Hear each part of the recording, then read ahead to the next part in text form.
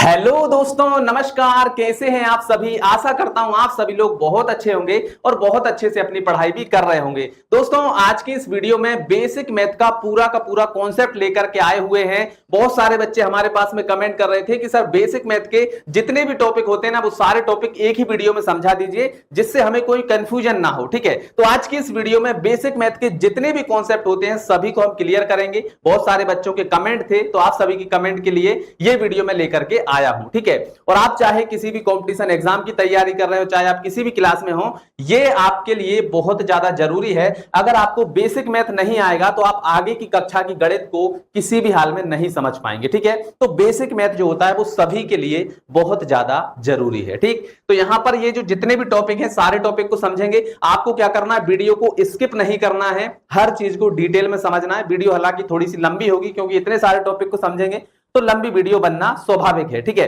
तो स्किप किए बिना सारी चीजों को समझिए, हर चीज आपको बहुत अच्छे से मैं आपको यहां पर समझाने वाला हूं। ठीक है, चलिए शुरू करते हैं। तो चलिए सबसे पहले हम समझते हैं भिन्न को। ठीक है, यहां पर देखो हमारा पहला टॉपिक है भिन्न। तो भिन्न को समझते हैं कि भिन्न होता क्या है। ठीक, जैसे कि भिन्न को हम समझ रहे हैं सबसे पहले। ठीक है, तो यहां पर मैं लिख देता हूं भिन्न।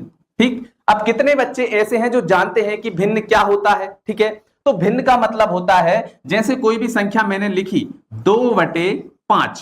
ठीक है, तो ये जो बटे के रूप में संख्या है इसी को हम क्या बोलते हैं? भिन्न बोलते हैं। ठीक है, अच्छा, भिन्न के कुछ पार्ट्स भी होते हैं, उनको भी समझ लेते हैं।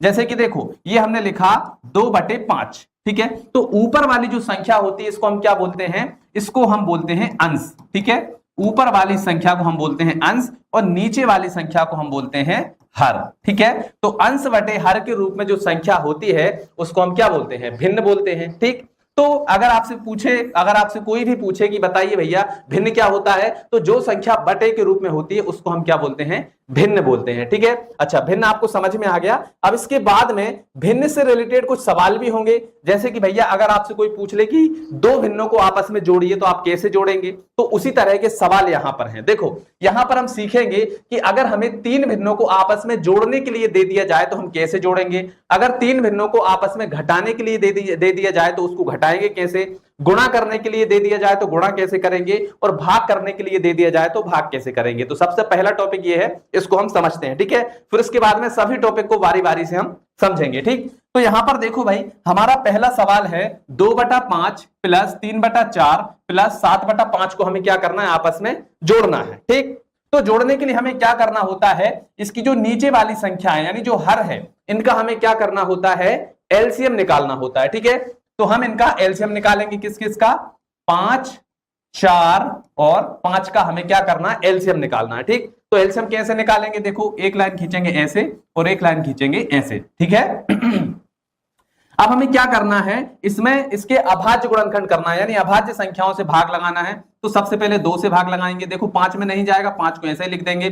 4 में कितनी बार जाएगा? 2 दूनी 4। 5 में कितनी बार जाएगा? 5 में नहीं जाएगा, 5 को ऐसा ही लिख देंगे। ठीक, फिर इसके बाद में देखो, अब फिर से देखो 2 से जा सकता है तो 2 से लगा देते हैं। 5 का 5, यहां पर 2 एकम 2 और 5 का 5। ठीक है, अब यहां पर हम फिर से 5 से लगा देते हैं। 5 एकम 5, 1 का 1 और 5 एकम 5। नीचे 1 1 आ गया, इसका मतलब अब हमें आगे हल नहीं करना है। ठीक, तो ये जो संख्या आई हुई है इन सभी का हम क्या करेंगे? गुणा कर लेंगे।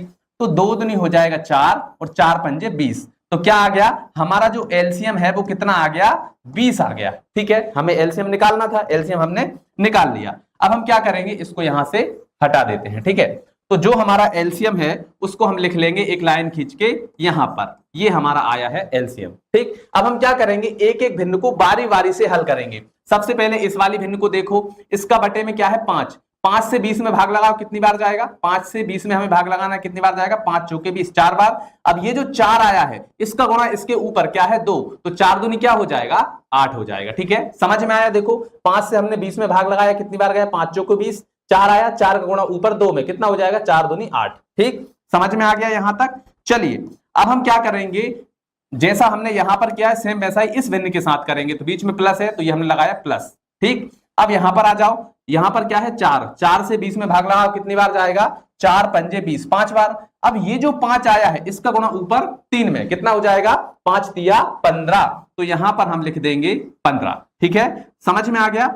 चलिए अब इसके बाद में आ जाइए अगली भिन्न पर। यहां पर क्या है? प्लस। तो ये हमने लगा दिया यहाँ पर प्लस। ठीक है, यहां तक समझ में आया। अब इसके बाद में जैसा इन भिन्नों के साथ किया सेम वैसा यहां पर करेंगे। 5 से 20 में भाग लगाओ, कितनी बार जाएगा? 5 चौके 20। अब ये जो 4 आया इसका गुणा ऊपर 7 में, तो कितना हो जाएगा? 7 चौके 28, तो ये हमने लिख दिया 28। ठीक है, चलो अब क्या करेंगे भाई, अब यहां पर जो ऊपर संख्या है इन सभी को जोड़ लेते हैं, क्योंकि देखो भाई यहां पर प्लस है, यहां पर प्लस है, मतलब सभी को क्या करेंगे? जोड़ेंगे। तो चलिए जोड़ते हैं। तो यहां पर देखो सबसे पहले हम क्या करते हैं, 15 और 28 को जोड़ लेते हैं। तो 5 और 8 कितने हो जाएंगे? 13, 13 की 3। ठीक है, हासिल आ जाएगी हमारी 1। ठीक, तो 2 और 1 3, 3 और 1 4, कितना हो गया? 43। और यहां पर क्या है? प्लस का 8, तो ये हो जाएगा 43 प्लस 8, और बटे में कितना है हमारा? 20 है, तो ये हमने बटे में 20 लिख दिया। यहां तक समझ में आया। अब क्या करेंगे भाई, अब इनको जोड़ लो। 8 और 3 हो जाएंगे 11, 11 की 1 हासिल आ जाएगी 1, 4 और 1 हो जाएगा 5, कितना हो गया? 51, और बटे में कितना आ गया? 20। तो हमारा आंसर हो जाएगा 51/20। आया समझ में? नहीं समझ में आया तो कोई बात नहीं, हम इसको करेंगे तो इसमें भी आपको ये वाला सवाल समझ में आ जाएगा। ठीक है, तो इतने ही सिंपल तरीके से सारी चीजों को हम यहाँ पर समझने वाले हैं। ठीक है, तो इसको यहां से हटा देते हैं। इसका जो आंसर है वो हम डायरेक्टली यहां पर लिख देते हैं कि भाई इसको जोड़ने के बाद में क्या आएगा? 51/20 आएगा, और यही हमारा क्या है? आंसर हो जाएगा। ठीक है, चलिए अब आते हैं भाई भिन्न का घटाना। भिन्न का घटाना कैसे करेंगे? तो अगर आपको भिन्न का जोड़ समझ में आ गया तो भिन्न का घटाना भी आपको बहुत अच्छे से समझ में आ जाएगा। चलिए इसको घटाते हैं।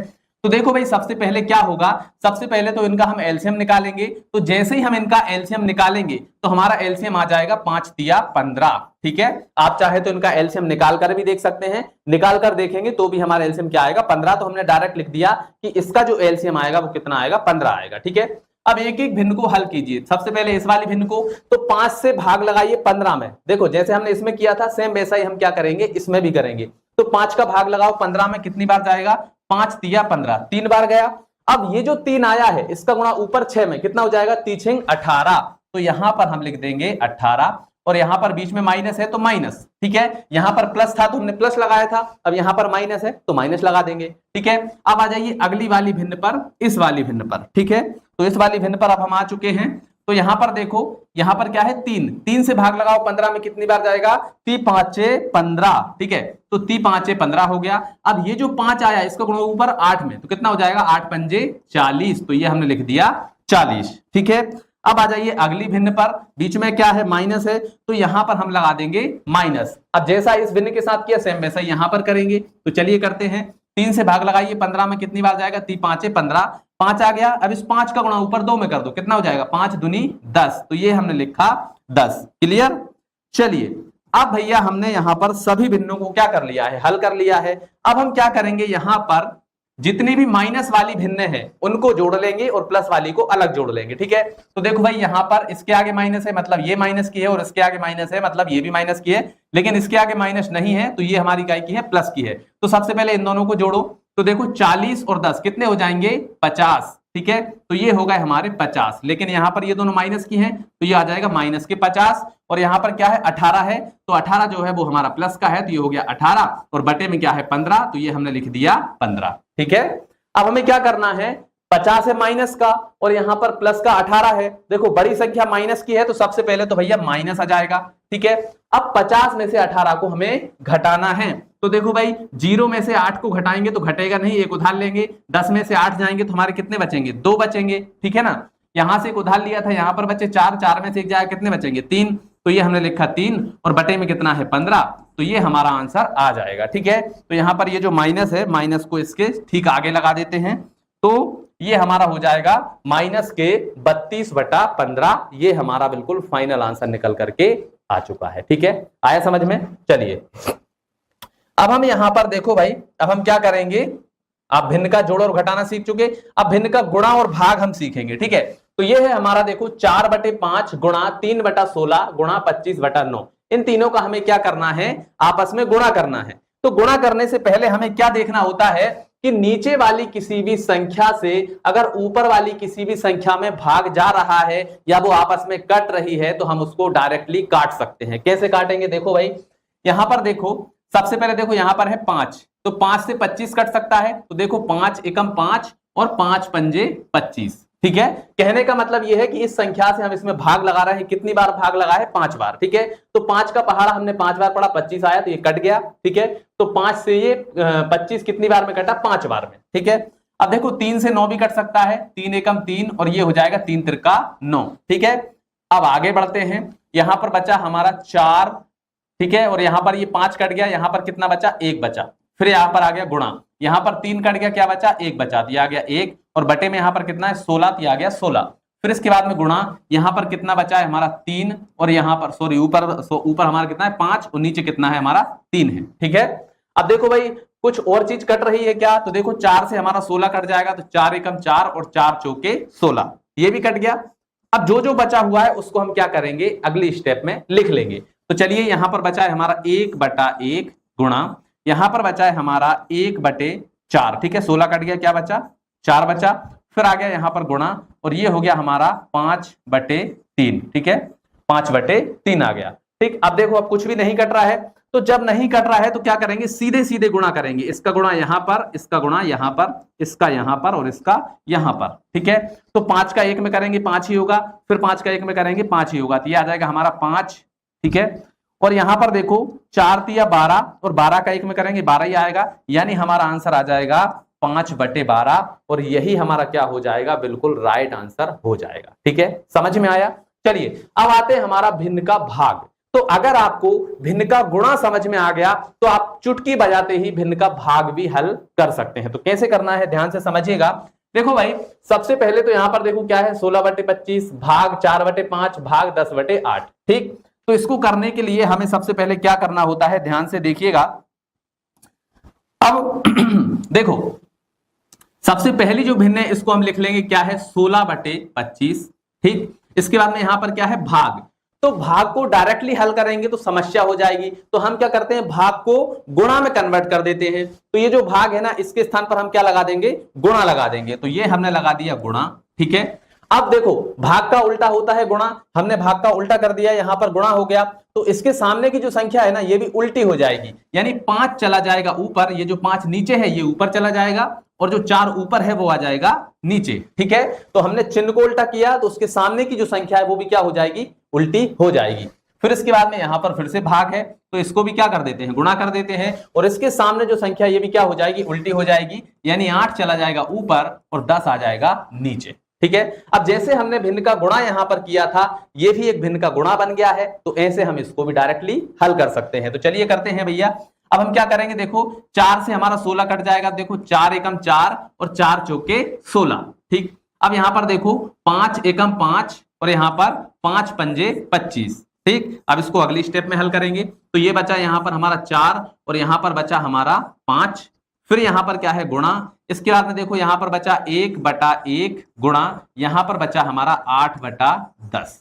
ठीक, अब देखो यहां पर हम फिर से काट सकते हैं, देखो 2 से हमारा 10 कट जाएगा, यहां पर 2 से 8 भी कट जाएगा, 10 भी, तो 2 चौके 8 और 2 पंजे 10। ठीक, अब देखो अब कुछ भी नहीं कटेगा, तो अब हम क्या करेंगे? सीधे सीधे गुणा कर लेंगे। तो देखो भाई 4 का 1 में करेंगे 4 एकम 4 और 4 का 4 में करेंगे 4 चौके 16, तो ऊपर आ जाएगा हमारा 16 बटे, यहां पर देखो 5 एकम 5 और 5 का 5 में करेंगे कितना हो जाएगा? 5 पंजे 25, तो ये आ गया हमारा 16/25, और यही हमारा क्या हो जाएगा? बिल्कुल राइट आंसर हो जाएगा। ठीक है, तो आपको भिन्न का जोड़, घटाना, गुणा, भाग सारी चीजें समझ में आ गई। चलिए अब हमारा जो अगला कॉन्सेप्ट है उसकी ओर बढ़ते हैं। अब हमारा अगला जो टॉपिक है उसको ध्यान से देखिएगा। अगला टॉपिक है एलसीएम और एचसीएफ। ठीक है, तो यहां पर एलसीएम और एचसीएफ के 4 सवाल लिखे हुए हैं। पहले 2 सवालों से हम एलसीएम निकालना सीखेंगे, लास्ट के 2 सवालों से हम एचसीएफ निकालना सीखेंगे। ठीक है, चलिए तो यहां पर देखो पहला सवाल है, इसको हम लिखेंगे क्या है? 25, ठीक, 20 और 18। 25, 20 और 18 इनका हमें क्या करना है? एलसीएम निकालना है। ठीक, तो कैसे निकलेगा भैया? सबसे पहले एक लाइन खींचेंगे ऐसे, इसके बाद में एक लाइन खींचेंगे ऐसे। ठीक, इतना तो आप कर ही लेंगे। अब हमें क्या करना है? इनमें अभाज्य संख्याओं से भाग लगाना है। जैसे सबसे पहले देखो सबसे छोटी अभाज्य संख्या क्या है? 2। 2 से भाग लगाएंगे, जब 2 से नहीं जाएगा तो फिर हम इससे बड़ी अभाज्य संख्या 3 से लगाएंगे, जब 3 से भी नहीं जाएगा तो अगली अभाज्य संख्या क्या है 5, फिर 5 से लगाएंगे। जब 5 से भी नहीं जाएगा तो अगली अभाज्य संख्या है 7, फिर 7 से लगाएंगे। 7 से भी नहीं जाएगा तो फिर अगली अभाज्य संख्या है 11। ठीक है, तो ऐसे हम अभाज्य संख्याओं से भाग लगाते हुए चलेंगे। ठीक है, अच्छा बहुत सारे बच्चे सोच रहे होंगे कि एक संख्या इसके बाद में 9 भी हो सकती है। देखो 9 क्या है, एक विषम संख्या है, अभाज्य संख्या नहीं है। अभाज्य संख्या वो संख्याएं होती हैं जिनमें उनके अलावा किसी से भाग ना जाए। जैसे 7 में सिर्फ 7 से ही भाग जा सकता है, इसके अलावा किसी से नहीं जाएगा। 11 एक ऐसी संख्या है, इसमें 11 से ही भाग दे सकते हैं और किसी संख्या से भाग नहीं जाएगा। ठीक है, तो अभाज्य संख्या और विषम संख्याएं अलग अलग होती हैं। ठीक है, चलिए अब हम क्या करेंगे, देखो इसको यहां से मिटा देते हैं, अब हम इसको हल करते हैं। ठीक, चलिए तो यहां पर अब ध्यान से देखिएगा। सबसे पहले देखो यहां पर काय से भाग जाएगा, देखो 25 में 5 से जाएगा, लेकिन इससे पहले इसमें 2 से जा सकता है, इसमें भी 2 से जा सकता है। तो पहले हम छोटी संख्या से लगाएंगे, यानी 2 से लगाएंगे। तो 2 से लगाते हैं, 25 में नहीं जाएगा, 25 को ऐसे ही छोड़ दो। ठीक है, 20 में कितनी बार जाएगा, देखो 2 एकम 2 और 0, फिर इसके बाद में यहां पर 18 है तो 2 नाम 18। ठीक है, क्लियर है यहां तक। चलिए अब इसके बाद में देखो 10 में 2 से जा सकता है, इसमें नहीं जाएगा, इसमें नहीं जाएगा, लेकिन 10 में तो जा रहा है ना, तो फिर से हम 2 से लगाएंगे। तो यहाँ पर देखो 25 में नहीं जाएगा, 25 को ऐसे ही छोड़ो, और यहाँ पर 10 है तो 2 पंजे 10, 9 में नहीं जाएगा, 9 को ऐसे ही छोड़ो। ठीक, चलिए अब इसके बाद में देखो यहाँ पर 5 से जाएगा, यहाँ पर भी 5 से जाएगा, लेकिन यहाँ पर 3 से चला जाएगा। तो चलिए 3 से कर देते हैं। तो देखो भैया यहाँ पर 25 का 25 ही आ जाएगा, यहाँ पर 5 का 5 ही आ जाएगा, और 3 से 9 में लगाएंगे, 3 तिरका 9। ठीक, फिर से 3 से लगा देते हैं, 25 का 25 ही रहेगा, 5 का 5 ही रहेगा, और 3 एकम 3। ठीक, अब देखो भाई अब सिर्फ 5 से ही जाएगा, 5 के अलावा किसी से जाएगा नहीं, तो अब 5 से लगा देते हैं। तो यहाँ पर 5 पंजे 25, ठीक है, 5 एकम 5 और 1 का 1। ठीक, अब फिर से 5 से लगा देते हैं, तो ये आ जाएगा हमारा 5, तो 5 एकम 5, 1 का 1 और 1 का 1। नीचे 1 1 आ गया, इसका मतलब अब आगे हमें हल नहीं करना है। ठीक है, तो अब ये जो संख्याएं आई हुई हैं इन सभी का हम क्या करेंगे, गुणा कर लेंगे। तो देखो भैया 2 दूनी 4, 4 तिया 12, 12 तिया 36। ठीक है, तो यहां पर आ जाएंगे हमारे, देखो 12 तिया 36 हो गया, तो ये हमने लिखा 36। ठीक, और यहां पर 5 पंजे 25, तो 36 गुणा 25 कर लेते हैं, वो हमारा क्या हो जाएगा, एलसीएम हो जाएगा। ठीक है, तो यहां पर देखो 25 का पहाड़ा 6 बार पढ़ेंगे, कितना होगा, 25 छक्के 150, तो 150 की आ जाएगी 0, हां से ल जाएगा हमारा 15, और 25 तिया 75, 75 और 15 कितने हो जाएंगे, 75 और 5 80 और 10 90, कितने हो जाएंगे, 90। तो ये आ गया हमारा 900। तो हमारा यहाँ पर एलसीएम कितना हो जाएगा, 900 हो जाएगा। ठीक है, समझ में आ गया यहां तक। चलिए अब हम आगे बढ़ते हैं और अगले सवाल को यानी इसको हल करते हैं। ठीक, चलिए तो अब हम क्या करेंगे भैया, इसको हटा देते हैं यहां से और अगले सवाल को हल करते हैं। ठीक, तो पहले सवाल का हमारा आंसर क्या आ गया है, 900 आ गया है। ठीक है, तो यहां पर लिख देते हैं भाई, इसका आंसर कितना हो जाएगा, 900 हो जाएगा। अब दूसरे सवाल को करते हैं, तो यहां पर आ गया हमारा 9, 16 और 25। ठीक, इसका भी हमें क्या करना है, एलसीएम निकालना है। तो इस तरीके से लाइन खींचेंगे। अब सबसे पहले देखो क्या इसमें 2 से भाग जा सकता है, हाँ 16 में चला जाएगा, बाकी में नहीं जाएगा। तो चलिए 2 से लगा देते हैं, तो 2 अट्ठे 16, 25 में नहीं जाएगा, 25 को ऐसे ही छोड़ देते हैं, 9 में भी नहीं जाएगा, 9 को भी ऐसे ही छोड़ देते हैं। फिर 2 से लगाते हैं, तो 2 से देखो 9 में नहीं जाएगा, 2 चौके 8 और यहाँ पर 25 के 25। ठीक, फिर 2 से लगा देते हैं, 9 में नहीं जाएगा, 2 दूनी 4 और 25 के 25। ठीक, फिर 2 से लगा देते हैं, 9 के 9 और यहाँ पर 2 एकम 2 आ जाएगा। ठीक है, तो यहाँ पर आ जाएगा हमारा 2 एकम 2 और यहाँ पर 25 के 25। ठीक है, समझ में आ रहा है ना सभी को। चलिए अब यहाँ पर हम क्या करते हैं, यहाँ पर अब हम क्या करेंगे, देखो भाई यहाँ पर 9 है तो इसमें 3 से चला जाएगा, 3 से लगाते हैं, 3 तिरका 9, 1 का 1 और 25 के 25। ठीक है, चलिए अब 3 से लगा देते हैं, 3 एकम 3, 1 का 1 और 25 के 25। ठीक, चलिए इसको थोड़ा सा ऊपर खिसका लेते हैं। अब ध्यान से देखो, अब यहाँ पर सिर्फ 5 से जाएगा, तो अब 5 से लगा देते हैं। तो देखो 1 का 1, 1 का 1, 5 पंजे 25, और फिर से हम यहाँ पर 5 से लगाएंगे, 1 का 1, 1 का 1 और 5 एकम 5। ठीक, अब ये जो संख्याएं आई हुई हैं इन सभी का हम गुणा कर लेंगे, वही हमारा क्या होगा, एलसीएम हो जाएगा। ठीक है, तो 2 दूनी 4, 4 दूनी 8, 8 दूनी 16, 16 तिया 48। ठीक है, तो यहां तक हमारा कितना हो गया है, 48 हो गया है, गुणा। ठीक है, अब इनका कर लीजिए, 5 पंजे 25, 25 तिया 75, तो यहां पर आ गया हमारा 75। अब इनका गुणा कर लीजिए, तो 5 से करेंगे, देखो 5 अट्ठे 40 की 0, हाथ चला जाएगा 4, 5 चौक 20 और 4 24, कितना हो गया 240। अब इसके बाद में 7 से कर देते हैं, 7 8 है 56 की 6, हासिल आ जाएगा 5, ठीक है। और 7 चौके 28, 28 और 5 कितने हो जाएंगे 28 और 2 30 और 3 33, तो कितने हो जाएंगे 336। अब इनको जोड़ लो तो यहाँ पर आ जाएगी 0, 6 4 10 की 0, हासिल 1 2 और 1 3, 3 और 3 6, ठीक है, दिया गया 6 और यहाँ पर 3 का 3, कितना हो गया 3600। तो दूसरे वाले सवाल का आंसर आ गया है हमारा 3600, ठीक है। और ये हमारा क्या हो जाएगा एलसीएम हो जाएगा, ठीक है। यहां तक समझ में आ गया। चलिए अब इसके बाद में हम HCF निकालना सीखेंगे। एलसीएम निकालना आपको आ चुका है, अब हम क्या करेंगे HCF निकालना सीखेंगे, ठीक। चलिए पहला सवाल है 4 8 और 12 का हमें क्या करना है HCF निकालना। देखो एलसीएम निकालना अगर आपको आ गया ना तो HCF आपके बाएं हाथ का खेल है। तो चलिए अब हम सीखेंगे यहां पर HCF निकालना, ठीक है। तो पहला सवाल है हमें 4 8 और 12 का HCF निकालना है, ठीक। तो क्या करेंगे, देखो जब हम एलसीएम निकालते थे तो सभी के एक साथ गुणनखंड करते थे एक ही साथ लिखकर, लेकिन यहां पर हम क्या करेंगे अलग अलग करेंगे, ठीक है। जैसे इस तरीके से 4 का अलग करेंगे, 8 का अलग करेंगे, 12 का अलग करेंगे, ठीक है। तो 4 का करेंगे, देखो 2 दूनी 4, फिर 2 से करेंगे 2 एकम 2, 1 आ गया मतलब आगे नहीं करना है। 2 से करेंगे 2 चौके 8, फिर 2 से करेंगे 2 दूनी 4, फिर 2 से करेंगे 2 एकम 2, नीचे 1 आ गया मतलब अब हमें आगे नहीं करना है। इसी प्रकार 12 का करेंगे तो 2 6 12, फिर 2 से करेंगे 2 3 6, फिर 3 से करेंगे 3 एकम 3, ठीक है। सभी के हमने गुणनखंड निकाल लिए हैं। अब हम क्या करेंगे देखिएगा ध्यान से, 4 के जो जो गुणनखंड आए हुए हैं ना उनको लिखेंगे। देखो इस तरीके से सबसे पहले देखो भाई 4 के जो गुणनखंड आए उनको लिखेंगे। 4 के क्या क्या है 2 2 और 1, ठीक है। तो यहां पर 2 गुणा 2 गुणा 1, ठीक। 8 के जो आए हैं उनको लिखेंगे। 8 बराबर कितने आए हैं 2 2 2 और 1, तो यहां पर आ जाएगा 2 गुणा 2 गुणा 2 और 1, ठीक। अब 12 के क्या क्या आए हैं उनको लिखेंगे। तो यहां पर आ जाइए, अब यहां पर 12 के लिखेंगे तो 12 बराबर कितने हैं 2 2 3 1, तो यहां पर आ जाएगा 2 गुणा 2 गुणा 2 और गुणा सॉरी यहां पर कितना है 3 है, ठीक। तो यहां पर हम लिखेंगे 2 2 3 1, तो यहां पर आ जाएगा 3 गुणा 1, ठीक।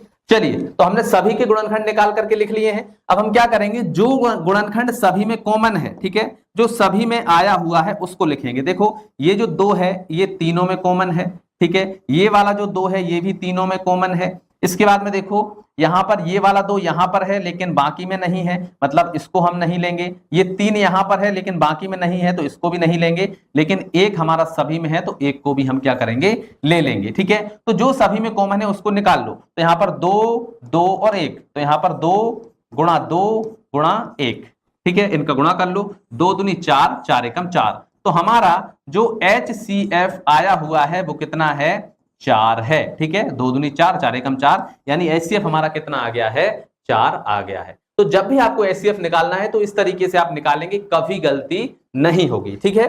चलिए अब हम इसको यहां से हटाते हैं और अगले सवाल को हल करते हैं, ठीक है। इसको यहां से हटा देते हैं। अब हमारा अगला सवाल क्या है, इसमें हमें 2 संख्याओं का HCF निकालना है, यानी 18 और 16 का हमें HCF निकालना है। तो कैसे निकलेगा, सबसे पहले लिखो भैया 18 और इसके बाद में यहां पर लिखो 16। तो 18 के गुणनखंड करेंगे, इसके बाद में यहां पर 16 के भी गुणनखंड करेंगे, अलग अलग लिख करके गुणनखंड हमें करना है, ठीक है। तो सबसे पहले 2 से करते हैं, 2 नाम 18, फिर यहां पर देखो अब 9 है तो इसमें 3 से जाएगा तो 3 तिरका 9, फिर 3 से करते हैं 3 एकम 3, ठीक। 16 के कर लेते हैं तो यहां पर 16 है तो 2 8 16, फिर 2 से करते हैं तो यहां पर 8 है तो 2 चौके 8, फिर 2 से करते हैं 2 दूनी 4, फिर 2 से करते हैं 2 एकम 2, ठीक है। अब जो जो यहां पर गुणनखंड आए हुए हैं उनको हम लिख लेंगे। तो 18 के जो गुणनखंड आए हैं उनको हम लिखेंगे 18 बराबर 2 3 3 1, तो यहां पर लिखेंगे 2 3 3 और 1, ठीक। अब 16 के लिख लेते हैं। 16 के क्या क्या आए हुए हैं 2 2 2 2 1, ठीक है। तो 2 2 2 2 और 1, ठीक है। 2 दूनी 4, 4 दूनी 8, 8 दूनी 16 और 16 एकम 16, ठीक है। तो सभी के गुणनखंड हमने लिख लिए हैं। अब देखो क्या करना है, ध्यान से देखिएगा। अब यहां पर देखो ये दोनों में कॉमन है, ठीक। 3 यहां पर है लेकिन यहां पर नहीं है, ये वाला 3 भी यहां पर है लेकिन यहां पर नहीं है, मतलब इसको भी नहीं लेंगे। 2 यहां पर है लेकिन यहां पर नहीं है, ये वाला 2 यहां पर है लेकिन यहां पर नहीं है, ये भी नहीं है। 1 सभी में है तो ये 1 आ गया, ठीक है। तो जो जो हमारे कॉमन आए हुए हैं उनको लिखेंगे। तो यहाँ पर 2 आया है तो ये हो गया 2, यहाँ पर 1 आया हुआ है यानी 1, इन दोनों का गुणा कर लो, कितना हो जाएगा 2 एकम 2, यानी हमारा HCF यहाँ पर कितना आ गया है 2 आ गया है, और यही हमारा क्या हो जाएगा आंसर हो जाएगा। ठीक है, तो समझ में आ गया किस तरीके से हम HCF निकालते हैं। चलिए अब हमारा जो अगला कॉन्सेप्ट है उसको हम क्लियर करते हैं, यानी अगला कॉन्सेप्ट हमारा क्या है, बॉडमास रूल। अब ये जो बॉडमास रूल है ना भाई साहब, ये बॉडमास रूल आपकी किसी भी कक्षा में पीछा नहीं छोड़ने वाला है। चाहे आप किसी कंपटीशन एग्जाम की तैयारी कर रहे हो, कंपटीशन एग्जाम में तो सबसे ज्यादा बॉडमास पूछा जाता है। ठीक है, या फिर आप किसी भी क्लास में हो तो आपकी क्लास में तो ये होगा ही। ठीक है, तो किसी भी क्लास में हो, चाहे आप कंपटीशन एग्जाम की तैयारी कर रहे हो, बॉडमास रूल आपका कहीं पर भी पीछा नहीं छोड़ेगा। ठीक है, इसको समझिए बॉडमास का मतलब होता क्या है। देखो जैसे कि एक ही सवाल में आपको बहुत सारे चिन्ह दे दिया जाए, जैसे कि यहां पर देखो 2 + 3 - 4 गुणा 2 और भाग 2, यानी अब इसमें देखो प्लस भी है, माइनस भी है, गुणा भी है, भाग भी है। अब आप सोचो क्या आप पहले भाग करेंगे या पहले आप जोड़ करेंगे या पहले आप माइनस करेंगे। भाई अगर हम पहले मान लीजिए गुणा कर देते हैं तो हमारा सवाल गलत हो सकता है। भाई इसका पता तो होना चाहिए ना कि पहले हम कौन सा करें। ठीक है, तो ये समस्या आती है। इसी समस्या के समाधान के लिए लाया गया बॉडमास रूल, यानी पहले किसको हल किया जाएगा। तो बॉडमास रूल को समझते हैं। तो देखो यहां पर क्या है, BODMAS। तो B का मतलब होता है ब्रैकेट यानी कोष्टक। तो कोष्टक के अंदर अगर कोई भी संख्या है तो सबसे पहले कोष्टक के अंदर की संख्या को सॉल्व किया जाएगा। फिर इसके बाद में आता है O का मतलब होता है ऑफ, जैसे कहीं पर लिखा हुआ है 2 का 4, तो हमें इनको गुणा करना है ब्रैकेट के बाद में। ठीक है, चलिए इसके बाद में आता है हमारा डी का मतलब होता है डिवीजन यानी भाग। फिर इसके बाद में आता है एम का मतलब होता है मल्टीप्लिकेशन यानी कि गुणा। फिर इसके बाद में है ए मतलब एडिशन यानी जोड़। फिर इसके बाद में आता है एस मतलब सब्सट्रैक्शन यानी घटाव। ठीक है, तो इस क्रम में हमें हल करना होता है। ठीक है, जैसे भाई सबसे पहले ब्रैकेट, फिर ऑफ, फिर यहां पर डिवीजन, फिर मल्टीप्लिकेशन, फिर एडिशन और फिर सब्सट्रैक्शन। ठीक है, इस प्रकार से हमें क्या करना है, इसको हल करना है। ठीक, तो हमारा जो पहला सवाल है सबसे पहले इसको करते हैं। तो देखो भाई सबसे पहले क्या है, 2 + 3 - 4 गुणा 2 और यहां पर डिवीजन और ये 2। ठीक है, अब कैसे करेंगे ध्यान से समझिएगा। देखो सबसे पहले है ब्रैकेट, तो ब्रैकेट हमारे सवाल में नहीं है। अगला क्या है, ऑफ वाला यानी 2 का 4 3 का 5 इस तरीके का नहीं है। अब इसके बाद में ये भी नहीं हमारे पास में, ये चारों हैं। ठीक है, तो अब आता है भाग, तो भाग है इन दोनों के बीच में, मतलब हमें ये भाग करना पड़ेगा। तो सबसे पहले करेंगे हम भाग, फिर उसके बाद में क्या है गुणा, तो फिर गुणा करेंगे, फिर जोड़ और फिर घटाना। तो भाग कर लेते हैं सबसे पहले। तो 2 का 2 में भाग लगाएंगे, कितनी बार जाएगा, 2 एकम 2, एक ही बार जाएगा, तो ये आ जाएगा हमारा 1। ठीक, और बाकी सवाल वैसे ही रहेगा। अभी हमने इतने को हल किया है, इतने को हल करने के बाद में आया 1। अब यहां पर है गुणा, यहां पर है हमारा 4, फिर माइनस, फिर 3 और फिर प्लस का यहां पर क्या है हमारा 2 है। ठीक है, यहां तक आया समझ। चलिए अब हमने भाग कर लिया, अब आता है गुणा। अब इन दोनों का गुणा कर लो, तो 4 और 1 का गुणा करें कितना हो जाएगा, 4 एकम 4, तो ये हमने लिखा 4 और बाकी संख्या को सेम वैसा ही हमें लिख देना है। ठीक, तो यहाँ पर माइनस है तो माइनस, यहाँ पर 3 है तो 3, ये हमारा प्लस है और ये हमारा 2 है। ठीक है, तो गुणा भी हो गया। अब आता है प्लस, तो प्लस है इन दोनों के बीच में, तो चलिए प्लस कर लेते हैं। तो 3 और 2 हो जाएंगे हमारे 5 और यहाँ पर क्या है माइनस का 4। अब देखो भाई लास्ट में क्या करना है, माइनस करना है। इन दोनों के बीच में क्या है माइनस, तो 5 में से 4 को घटाएंगे, कितना बचेगा, 1 बचेगा। तो यहां पर आ जाएगा हमारा 1। ठीक है, और ये जो 1 आया है यही हमारा क्या है आंसर है, यानी पहले सवाल का आंसर हो जाएगा हमारा 1। ठीक है, यहां तक समझ में आया। तो चलिए इसको हम यहां से मिटा देते हैं और अगले सवाल को हल करते हैं। अब हमारा दूसरा सवाल है, यहां पर देखिए क्या है, देखो 5 + 2, फिर कोष्टक के अंदर है 4 + 3, फिर यहां पर है माइनस का 18। ठीक है, अब कैसे करेंगे भाई, तो बॉडमास रूल को ध्यान रखो। देखो सबसे पहले है ब्रैकेट, यानी ब्रैकेट के अंदर यानी कोष्टक के अंदर जो संख्या है सबसे पहले उसको हल करेंगे। तो कोष्टक के अंदर क्या है, देखो भाई 4 + 3 है, तो इसको हल करेंगे। देखो 5 + ये 2 और ये कोष्टक के अंदर क्या है 4 + 3 कितना हो जाएगा, 4 और 3 7, तो ये हमने लिख दिया 7 और माइनस 18। अब हमने कोष्टक को हल कर दिया है। अब यहां पर जो सिचुएशन है ये कौन सी है, ये ओ वाली, यानी 2 का 4 2 का 5 इस तरह की सिचुएशन है। तो पहले इनको हल कर लेते हैं। तो यहां पर आ गया हमारा 5 प्लस यहां पर हो जाएगा 7 दूनी 14, तो यहां पर आ जाएगा हमारा 14 और यहां पर माइनस क्या है 18, तो हमने 18 लिख दिया। ठीक है, यहां तक समझ में आया।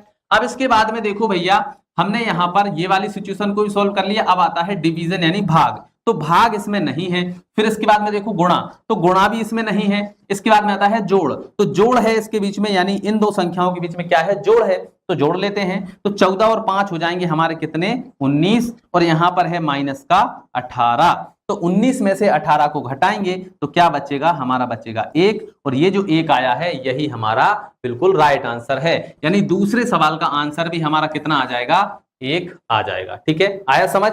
चलिए देखो कितने आसान तरीके से हमारे सवाल सॉल्व होते जा रहे हैं। लेकिन अगर आप चिन्हों का सीक्वेंस फॉलो नहीं करेंगे, यानी आप बोर्डमास रूल अप्लाई नहीं करेंगे, तो आपका सवाल पक्के में गलत हो जाएगा। ठीक, चलिए अब आ जाइए तीसरा सवाल। ठीक है, तो अब हम यहां पर हमारा जो तीसरा सवाल है इसको हल करते हैं। तो क्या है, 4 + 3, और यहां पर एक बड़ा वाला कोष्टक है, फिर है यहां पर 2 - 3, फिर इसके अंदर एक और कोष्टक है 4/2, और ये छोटा कोष्टक बंद और ये बड़ा कोष्टक बंद।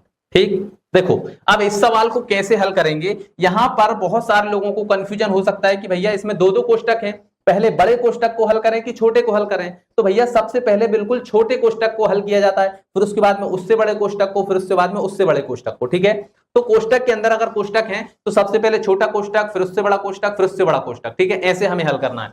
तो सबसे पहले छोटा कोष्टक है ये वाला, तो सबसे पहले इसी को हल करेंगे।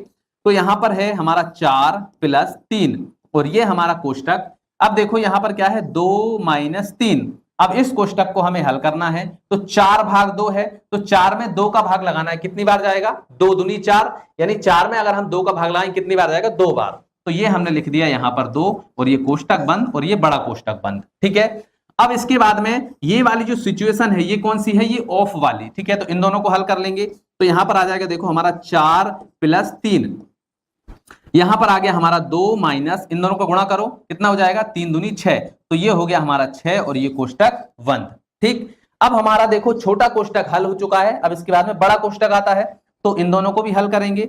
तो ध्यान से देखिएगा, ये है हमारा 4 + 3।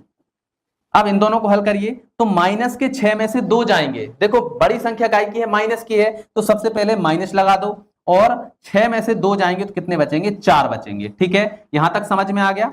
अब इसके बाद में ध्यान से देखो, अब ये कौन सी सिचुएशन है, ये वाली सिचुएशन है, यानी 2 का 4, 2 का 6, इस तरीके की वाली। ठीक है, तो इन दोनों का गुणा कर दो। तो देखो भाई सबसे पहले तो देखो यहां पर माइनस है और यहां पर प्लस है, और माइनस प्लस का गुणा किया जाता है तो हमेशा क्या आता है, माइनस आता है। ठीक है, तो यहां पर हो जाएगा 4 × 3 = 12, तो ये आ जाएंगे -12। ठीक, और इसके बाद में यहां पर क्या है, 4 है, तो ये आ जाएगा हमारा 4। अब 12 में से 4 जाएंगे तो कितने बचेंगे भैया, 12 में से 4 जाएंगे तो 8 बचेंगे, लेकिन बड़ी संख्या माइनस की है तो यहां पर लग जाएगा माइनस, यानी हमारा आंसर हो जाएगा -8। ठीक है, समझ में आ गया, यानी इस सवाल का आंसर हो जाएगा -8। ठीक, चलिए अब एक और सवाल है, क्योंकि भैया सभी तरह का आपका जो कंफ्यूजन है उसको दूर करना पड़ेगा, सभी डाउट आपके क्लियर करने पड़ेंगे। तो एक सवाल आपको और करवा देता हूं। ये जो सवाल है इसको ध्यान से देखिएगा।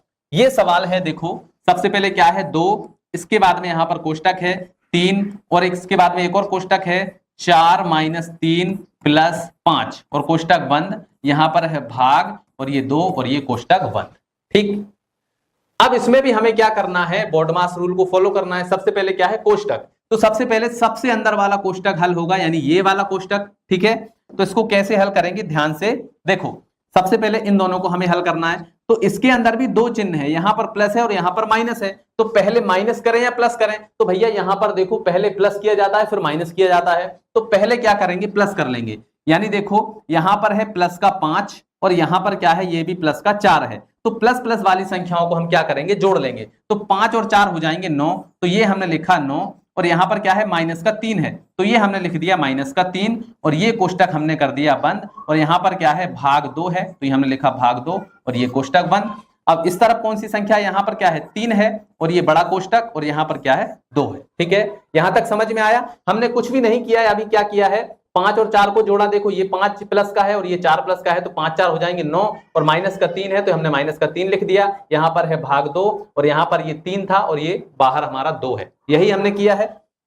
अब देखो क्या करेंगे, अब इनको घटाएंगे तो 9 में से 3 जाएंगे, कितने बचेंगे? 9 में से 3 जाएंगे तो हमारे बचेंगे 6। ठीक है, और ये 6 कोष्टक के अंदर है, और ये 3 के साथ यहाँ पर गुणा में है, और यहाँ पर क्या है? भाग, और ये 2 है, और ये कोष्टक, और यहाँ पर ये 2 है, ये हमने 2 लिख दिया। यहां तक समझ में आ गया? अब ये कौन सी सिचुएशन है? ये वाली सिचुएशन है। तो 3 और 6 का गुणा करेंगे, 3 18 हो जाएगा, तो ये हो गया 18, और यहाँ पर है हमारा भाग 2, और ये कोष्टक बंद। ठीक है, और यहाँ पर 2 है तो हमने 2 लिखा। यहां तक समझ में आया? अब 18 में 2 का हमें भाग लगाना है, तो 2 से 18 में भाग लगाएंगे, कितनी बार जाएगा? 2 नाम 18, 9 बार जाएगा, तो हमने लिखा 9, और यहाँ पर ये 2 है तो ये आ गया हमारा 2। अब 9 और 2 का गुणा करेंगे, कितना हो जाएगा? 9 दूनी 18, तो यहां पर आ गया 18, और ये जो 18 है, यही 18 हमारा क्या हो जाएगा? आंसर हो जाएगा। ठीक है, समझ में आ गया? तो बोर्डमास रूल में इसी तरह के सवाल आते हैं। अगर इस तरह के सवाल आपको हल करना आ गया ना, तो आप गणित में बहुत ज्यादा आगे जाएंगे, क्योंकि इस तरह के सवालों में ही सबसे ज्यादा कंफ्यूजन बच्चों को होता है। चिन्हों की गलती सबसे ज्यादा करते हैं, इसलिए सवाल उनके क्या हो जाते हैं? गलत हो जाते हैं। ठीक है, तो बोर्डमास रूल आप समझ गए। इसके बाद में हमारा अगला कॉन्सेप्ट है समीकरण। बच्चों को इस तरह के समीकरण हल करने में भी बहुत ज्यादा समस्या आती है। ठीक है, तो इस तरह के समीकरण हल करना भी आपको आना चाहिए। ठीक है, और ये जो समीकरण है ना, ये भी आपकी जितने भी आगे आप पढ़ते जाएंगे ना गणित में, अगर आपने मान लीजिए 11वीं 12वीं के बाद में अगर आपने गणित ही लिया, यानी आपने ग्रेजुएशन भी गणित से की, तो ये चीज आपका कभी पीछे नहीं छोड़ने वाली, ये चीज और भी ज्यादा क्रिटिकल होती चली जाएगी। ठीक है, तो ये चीज आपको सीखना है, बहुत जरूरी है। यहां पर देखो क्या है? 3x + 5 बराबर, यहां पर क्या है? 25 है। तो यहां पर हम लिखेंगे 3x + का 5 बराबर, यहां पर है 25। यहां पर इस सवाल में हमें करना क्या है? ये जो x है ना, इस x की वैल्यू हमें निकालना है कि x की वैल्यू क्या होगी। ठीक है, तो x की वैल्यू कैसे निकलेगी? तो देखो, हमें जिसकी भी वैल्यू निकालना है, इसकी जगह पर अगर y होता, z होता, कुछ भी होता, जिसकी भी अगर हमें वैल्यू निकालना है ना, उसको कर लो एक साइड, बाकी संख्या को एक साइड कर दो, आंसर आ जाएगा। ठीक है, तो क्या करेंगे? देखो यहां पर है 3x, तो ये हमने लिखा 3x, यहां पर क्या है? प्लस का 5 है, तो हमने लिखा 5। ठीक है, अच्छा इसको यहां पर नहीं लिखेंगे, ये हो गया हमारा 3x, ये बराबर है ना, तो यहां पर लगा देते हैं हम क्या? बराबर। ठीक है, यहां पर हम लगा देंगे बराबर। अब यहां पर क्या है? 25, तो ये हो गया हमारा 25, और ये जो 5 यहां पर काय का था? प्लस का था। ठीक है, तो इस 5 को हम उस तरफ ले जाएंगे, बराबर के उस तरफ अगर कोई संख्या जाएगी तो वो उसका चिन्ह उल्टा हो जाएगा। गुणा है तो भाग हो जाएगा, प्लस है तो माइनस हो जाएगा, माइनस है तो प्लस हो जाएगा। तो यहां पर है प्लस, इस तरफ जाएगा तो क्या हो जाएगा? -5 हो जाएगा। ठीक, तो यहां पर आ गया हमारा 3x बराबर 25 में से 5 जाएंगे, कितने बचेंगे? ये बचेंगे हमारे 20। ठीक है, 20 बचेंगे, तो हमने लिख दिया 20। अब देखो ये जो x है, 3 जो है वो x के साथ में क्या है? गुणा में है। ठीक है, तो यहां पर ये संख्या गुणा में है, अगर हम इसको उस तरफ ले जाएंगे तो ये काय में चली जाएगी? भाग में चली जाएगी। गुणा की संख्या बराबर की उस तरफ जाती है तो भाग हो जाती है, भाग की संख्या उस तरफ जाती है तो गुणा में चली जाती है। ठीक है, मतलब चिन्ह क्या हो जाता है? जस्ट उल्टा हो जाता है, अपोजिट हो जाता है। ठीक है, तो यहां पर x का x ही रहेगा बराबर, यहां पर है 20, और ये जो 3 इसके साथ में गुणा में था, इसको हम इधर ले जाएंगे तो ये आ जाएगा भाग में, यानी 20/3, यानी x की वैल्यू हमारी निकल करके आ गई है, वो कितनी है? 20/3 है। आया समझ? चलिए अब इससे थोड़ा सा हम कठिन सवाल करते हैं। अगला सवाल जो है इससे थोड़ा सा लेवल ज्यादा है उसका। ठीक है, तो अब अगले सवाल को देखो, यह है हमारा 5x + 3x बराबर है 6x + का 4। ठीक, अब यहां पर भी हमें x की वैल्यू निकालना है, तो x जिन संख्याओं के साथ है उन संख्याओं को एक तरफ कर लेंगे, यानी x वाली संख्याओं को एक तरफ, बिना x वाली संख्याओं को एक तरफ। ठीक है, तो यहां पर हो गया हमारा 5x + का 3x, और ये जो 6 है इस तरफ काय का है? प्लस का, इसको इस तरफ लाएंगे तो ये हो जाएगा -6x, और बराबर में कितना है? 4 है, तो ये हो जाएगा हमारा क्या? 4। ठीक, अब क्या करना है? अब देखो ये सभी संख्याएं काय की हैं? x वाली हैं, तो जो प्लस में है उनको जोड़ लो, जो घटाना है उनको घटा दो। तो 5x और 3x कितने हो जाएंगे? 8x, तो ये हमने लिख दिए 8x, और यहां पर क्या है? -6x है, तो ये हमने लिख दिया -6x, और बराबर में क्या है? 4 है। ठीक है, अब हम क्या करेंगे? 8x में से 6x हमें घटाना है, तो कितने बचेंगे? 8 में से 6 जाएंगे तो हमारे बचेंगे 2x, तो ये हो गया 2x, और बराबर में कितना है? 4 है। ठीक, अब 2 जो है वो x के साथ में गुणा में है, तो यहां पर क्या करेंगे भैया? x को यहीं पर रहने देंगे, और जो 2 इसके साथ गुणा में है ना, इसको इस तरफ भेज देंगे तो ये काय में चला जाएगा? भाग में चला जाएगा। तो ये आ गया हमारा 4, और 2 को यहां पर हम नीचे ले आएंगे तो ये आ गया हमारा 2। अब 4 में 2 से भाग लगा दो, 2 एकम 2, 2 दूनी 4, 2 बार में चला गया, तो x बराबर कितना आ गया, 2 आ गया। यानी हमारी x की वैल्यू आ गई है कितनी, 2 आ गई है। आया समझ में? देखो कितने सिंपल तरीके से ये सवाल हमारे सॉल्व हो जाते हैं। ठीक है, तो इसको भी यहां से हटा देते हैं और अगले सवाल को हल करते हैं। अब अगला सवाल है हमारा, देखो अब यहां पर देखो संख्याएं क्या थी, सिंपल सी थी। अब यहां पर देखो संख्याएं बटे में आ गई। अब बटे की संख्या को कैसे करेंगे, तो इसको भी समझो। देखो क्या है, 2/5 है। ठीक है, तो ये हम यहां पर क्या करेंगे, इसको लिखेंगे, ये हो जाएगा हमारा 2/5। ठीक, यहां पर है x प्लस का 3 और बराबर में क्या है 4 है, तो हमने लिख दिया यहां पर क्या 4 लिख दिया है। ठीक है, अब देखो x वाली संख्या को एक तरफ, बिना x वाली संख्या को एक तरफ कर देंगे। तो x वाली संख्या क्या है, यहां पर देखो 2/5 और ये x बराबर, ये जो 3 है देखो यहां पर काय का है, प्लस का, इसको उस तरफ भेजेंगे काय का हो जाएगा, माइनस का हो जाएगा। तो ये हमारा 4 है तो 4 ही रहेगा, और ये जो प्लस का है इस तरफ भेजेंगे तो ये हो जाएगा माइनस का 3। ठीक है, तो यहां पर आ गया हमारा 2/5x बराबर 4 में से 3 चले जाएंगे तो कितना बचेगा, 1 बचेगा। तो यहां पर आ गया हमारा 1। ठीक, अब देखो भैया यहां पर देखो 2/5 है, यानी 5 यहां पर काय में है, भाग में है, तो अगर इसको हम इस तरफ भेजेंगे तो ये काय में चला जाएगा, यहां पर गुणा में चला जाएगा। तो ये आ गया हमारा क्या 2x बराबर 5 यहां पर भाग में था, इसको इस तरफ भेजेंगे तो ये गुणा में, और 5 का गुणा 1 में होगा तो 5 एकम 5 ही आ जाएगा। ठीक है, चलिए अब क्या करेंगे, यहां पर x के साथ में 2 क्या है, गुणा में है, तो यहां पर गुणा में है, इसको इस तरफ भेजेंगे तो ये काय में आ जाएगा, भाग में आ जाएगा। यानी x बराबर आ जाएगा हमारा 5/2, और यही हमारा क्या हो जाएगा, बिल्कुल राइट आंसर हो जाएगा। देखो कितने सिंपल तरीके से हमने इसको भी निकाल लिया है। चलिए अब हम आगे बढ़ते हैं और एक और सवाल है हमारा, इसको हम कर लेते हैं, क्योंकि इसमें भी बहुत सारे बच्चों को कंफ्यूजन हो सकता है। यानी 2/3x प्लस का 5/2x और बराबर में 8 है, इसमें भी x की वैल्यू निकालना है। तो ये आ गया हमारा 2/3x प्लस का हो जाएगा 5/2 और ये x और बराबर में आ गया हमारा 8। ठीक है, इसमें हम क्या करेंगे, देखो इसमें क्या है, x यहां पर भी है, x यहां पर भी है, तो x को क्या करेंगे, हम कॉमन ले लेंगे। तो हमने x को कॉमन लिया तो क्या बचेगा, यहां पर देखो 2/3 बचेगा, और यहां पर हमारा आ गया प्लस, और यहां पर आ गया हमारा कितना 5/2। ठीक, और ये कोष्टक हो गया बंद, और बराबर में कितना है 8 है। ठीक है, यहां तक आया समझ में? अब देखो हमने भिन्न का जोड़ किया था ना, वैसे ही इसका भिन्न का जोड़ हमें कर लेना है। तो भिन्न का जोड़ करेंगे तो देखो डायरेक्टली मैं आपको सोल्व करने का तरीका बता देता हूं। देखो इस तरह का अगर आ जाए तो आपको कैसे सोल्व करना है, तो इन दोनों का गुणा कर लो, कितना हो जाएगा 3 दूनी 6, तो ये हमने लिखा 6। ठीक है, अब इनका क्रॉस मल्टीप्लाई कर दो, यहां पर देखो 2 दूनी 4, तो हमने लिखा 4, यहां पर प्लस है तो प्लस, इनका भी क्रॉस मल्टीप्लाई, 5 दिया हो जाएगा 15, तो हमने लिखा 15। ठीक है, अब इसके बाद में यहां पर है x और बराबर में कितना है 8 है। ठीक है, यहां पर 15 और 4 कितने हो जाएंगे, 19 हो जाएंगे, तो आ गया 19 और बटे में आ गया हमारा 6, और ये जो x है इसका गुणा हो जाएगा, इसमें दिया जाएगा x और बराबर में आ जाएगा हमारा 8। यहां तक समझ में आया? हमने क्या किया, देखो भैया 3 दूनी 6 हो गया तो हमने 6 लिखा, इनका क्रॉस मल्टीप्लाई किया, 2 दूनी हो गया 4, 5 दिया हो गया 15, 15 और 4 को जोड़ा 19 आया, और बटे में 6 और x गुणा कर दिया, x आ गया और बराबर में हमारा 8 है, तो 8 ही है। ठीक है, चलिए अब थोड़े से आगे बढ़ते हैं। अब देखो यहां पर ये क्या है, 6 इसके भाग में है, अब 6 भाग में है तो इसको उस तरफ भेजेंगे, काय में चला जाएगा, गुणा में। तो यहां पर देखो ये हो गया हमारा 19 और x इसके साथ में है, बराबर 6 का गुणा 8 में करो, कितना हो जाएगा 8 6 48, तो ये आ गया हमारा 48। ठीक है, अब 19 जो है वो x के साथ में गुणा में है, इसको इस तरफ भेजेंगे तो ये भाग में चला जाएगा, तो x बराबर आ जाएगा हमारा 48 और 19 जो है इसके बटे में आ जाएगा, तो 48/19 आ जाएगा, और यही हमारा क्या हो जाएगा, आंसर हो जाएगा। यानी x की वैल्यू आ गई है हमारी 48/19। यहां तक समझ में आ गया? चलिए अब हमारा अगला कॉन्सेप्ट है, उसको समझते हैं। अगला कॉन्सेप्ट है हमारा औसत।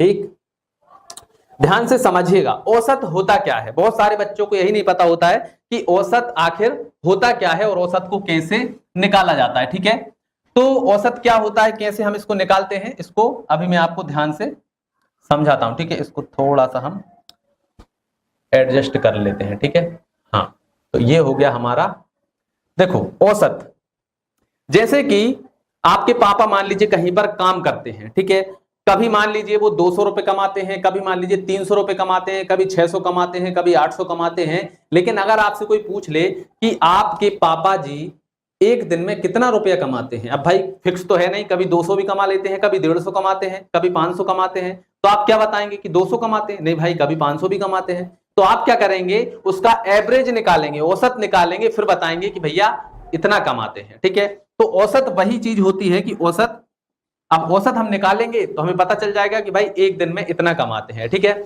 जैसे देखो मान लीजिए एक दिन में 2 रुपए कमाया, एक दिन में 5 कमाया, एक दिन 4 कमाया, एक दिन 1 कमाया, एक दिन 6 कमाया, एक दिन 6 कमाया। तो अगर कोई पूछे कि भैया एक दिन कितना कमाया, तो आप भैया या तो आप 6 बताएंगे या 1 बताएंगे, कोई फिक्स नहीं है। तो हम वो फिक्स नंबर निकालेंगे कि एक दिन में कितना कमाते हैं, उसी को हम बोलते हैं औसत। ठीक है, तो औसत कैसे निकालेंगे, ये जो संख्या है इनको जोड़ दो। कितनी संख्या है, 2 + 5 + 4 + 1 + 6 + 6। ठीक है, ये कर दिया हमने। अब इसके बटे में ये कितनी संख्या उनको गिन लो, 1 2 3 4 5 6, 6 संख्या है, तो बटे में लिख दो 6। ठीक है, अब इन सभी को जोड़ो, 5 और 2 7, 7 4 हो जाएंगे 11, 11 1 12, 12 6 18, 18 और 6 24। तो ये हो गया हमारा 24 और बटे में आ गया हमारा 6। अब 6 से भाग लगा दो, 6 एकम 6 और 6 चौके 24 यानी 4। यानी अब अगर आपसे कोई पूछे कि भैया कितना रुपया कमाते हैं, तो आप बोलेंगे कि एक दिन में 4 रुपया कमाते हैं। ठीक है, अगर आप 4 4 करके इनको जोड़ेंगे, यानी हर दिन अगर आप 4 लिखेंगे, तो वो पूरा का पूरा एवरेज निकल करके आ जाएगा कि भैया 6 दिन में उन्होंने क्या किया, 4 4 रुपए ही कमाया। तो इसको हम बोलते हैं औसत। ठीक है, इसी प्रकार से एक और ये है, तो इसको भी कैसे करेंगे, सभी को जोड़ो, यहां पर हम जोड़ेंगे इस प्रकार से। ठीक है, कितनी संख्याएं 1 2 3 4 5 है, तो यहां पर हम बटे में लिख देंगे 5। ठीक, इनको जोड़ो तो देखो 10 और 6 16, 16 4 20, 20 और 7 हो जाएंगे 27, 27 और 3 हो जाएंगे 30। तो ये हो गया 30 और बटे में आ गया 5, 5 से भाग लगाओ, 5 छक्का 30। तो यहां पर आ गया हमारा औसत कितना, 6 आ गया। ठीक है, अब औसत के आपके सामने इस तरीके का सवाल भी आ सकता है। ठीक है, जैसे कि एक आदमी हफ्ते में 8 दिन काम करता है। ठीक है, कितने दिन काम करता है, 8 दिन काम करता है, और क्रमशः एक दिन वो मान लीजिए 300 रुपए कमाता है, एक दिन 400 कमाता है, एक दिन 150 कमाता है, एक दिन 50 कमाता है, एक दिन 100 कमाता है, एक दिन 150 कमाता है, एक दिन 250, एक दिन 200। तो इसकी औसत कमाई क्या होगी, अगर हम इसकी एक दिन की कमाई निकालें कि एक दिन की कमाई क्या होगी, तो वो हमें बताना, और वही होगा क्या, औसत। ठीक है, तो यहां पर आ जाएगा हमारा औसत बराबर, ठीक है, औसत बराबर क्या आ जाएगा, सभी संख्याएं का योग। ठीक है, और बटे में आ जाएगा कुल संख्या, यानी कुल जितनी भी संख्याएं वो। ठीक है, तो सभी संख्या क्या है, देखो 300 है, प्लस यहां पर है 400, ये हमने लिखा 400, प्लस यहां पर है हमारा 150, फिर यहां पर है 50, प्लस फिर है यहां पर 100, तो ये आ गया 100, प्लस फिर क्या है 150, तो ये आ गया 150, प्लस फिर है हमारा 250 और फिर है हमारा 200। ठीक, अब यहां पर देखो उसने कितने दिन काम किया, उसने हफ्ते में 8 दिन काम किया, यानी पूरे हफ्ते काम किया उसने। ठीक है, तो 8 दिन काम किया, यहां पर हफ्ते नहीं, यहां पर क्या होगा, महीने में। ठीक है, उसने महीने में 8 दिन काम किया। ठीक है, तो 8 दिन की कमाई लिखी हुई है, तो हमें ये बताना है उसकी औसत कमाई कितनी है, यानी औसत एक दिन की कितनी कमाई है। तो 8 दिन बोला था, तो 8 का हमने भाग लगा दिया। अब इन सभी को हमें क्या करना है, जोड़ना है। तो देखो 400 और 300 700, ठीक है, 700 और 150 और 50 कितने हो जाएंगे, 200। तो 700 और 200 कितने हो जाएंगे, 900, 900 और 100 कितने हो जाएंगे, 1000। ठीक है, तो 1000 और इसके बाद में 200 कितने हो जाएंगे, 1200, और यहां पर देखो 250 और 150 कितने हो जाएंगे, यहां पर 400, 12 और 400 कितने हो जाएंगे, 1600। ठीक है, तो ये हो गए हमारे 1600 और बटे में आ गया हमारा 8। ठीक है, अब 8 से भाग लगा दो, 8 एकम 8, यहां पर आ जाएगा हमारा 8 दूनी 16 और 2 जीरो है, तो ये 2 जीरो लगा दी, यानी 200। तो अगर वो औसत अगर इसका निकाला जाए तो वो 200 रुपए रोज कमा रहे थे। ठीक है, तो आपको समझ में आ गया। चलिए, हमारा अगला कॉन्सेप्ट है प्रतिशत। ठीक है, तो सबसे पहले देखो प्रतिशत के इतने सारे सवाल हम सोल्व करेंगे, लेकिन उससे पहले हमें यह जानना जरूरी है कि प्रतिशत होता क्या है। ठीक है, तो प्रतिशत का चिन्ह होता है ये। अगर इस चिन्ह की अगर हम वैल्यू की बात करें कि भाई इस चिन्ह का मान क्या होता है, तो जहां पर भी ये चिन्ह लगा हुआ है इसका मतलब है कि इसका मतलब क्या है, 1/100 है। ठीक है, समझ में आया। प्रतिशत के चिन्ह का ही मतलब है 1/100, ये आपको समझ लेना है। ठीक है, और यहां पर इस चीज को अगर आप समझ गए तो प्रतिशत के जितने भी सवाल है वो आप यूं चुटकी बजाते ही सॉल्व करेंगे। चलिए अब इसको हम सवाल के माध्यम से ही समझते हैं कि कैसे हम इसको सॉल्व करेंगे। ठीक है, देखो यहां पर क्या है, 400 का 20%। ठीक है, 400 का 20% हमें निकालना है। तो कैसे निकलेगा, सबसे पहले तो हम लिख लेते हैं भैया 400 का 20% ये हमें निकालना है। ठीक, देखो जहां पर भी प्रतिशत में का लिखा हो ना वहां पर आपको गुणा लगा देना है, आपका सवाल हो जाएगा। देखो कैसे होगा, सबसे पहले देखो हमने लिखा 400, तो ये हो गया हमारा 400, का के स्थान पर लगा देते हैं गुणा, यहां पर कितना है 20, तो ये हमने लिखा 20, और प्रतिशत के चिन्ह का मतलब मैंने बताया था कि जहां पर भी प्रतिशत का चिन्ह हो वहां पर 1/100 लगा दो, तो यहां पर हमने लगाया गुणा और 1/100। ठीक है, यहां तक समझ में आ गया। अब देखो भैया 2 जीरो से 2 जीरो कट गई, अब जो जो बचा हुआ उसको लिख लो, तो यहां पर बचा हमारा 4 गुणा 20 गुणा 1। ठीक है, ये तो कट ही गया, अब इनका गुणा कर लो, तो यहां पर देखो 20 चौके हो जाएंगे 80, 80 एकम 80, तो ये आ गया हमारा 80, और यही 80 हमारा क्या हो जाएगा, आंसर हो जाएगा। देखो कितना सिंपल है भैया, कुछ भी नहीं किया, का के स्थान पर गुणा लगाया, प्रतिशत के चिन्ह के स्थान पर 1/100 लगाया, आंसर आ गया। ठीक है, चलिए अब आगे बढ़ते हैं, अगले सवाल को हल करते हैं। ठीक है, तो इसको यहां से हटा देते हैं और अगले सवाल को हल करते हैं। अगला सवाल है हमारा, देखो 2500 का 5% का 3%। अब यहां पर देखो परसेंटेज हमें यहां पर भी दिया गया है, यहां पर भी दिया गया है, जब दो जगह परसेंटेज हो तब कैसे किया जाएगा, अब इसको समझो। ठीक है, तो यहां पर देखिएगा ध्यान से, क्या है हमारा 2500 का 5% का 3%, ये हमें निकालना है।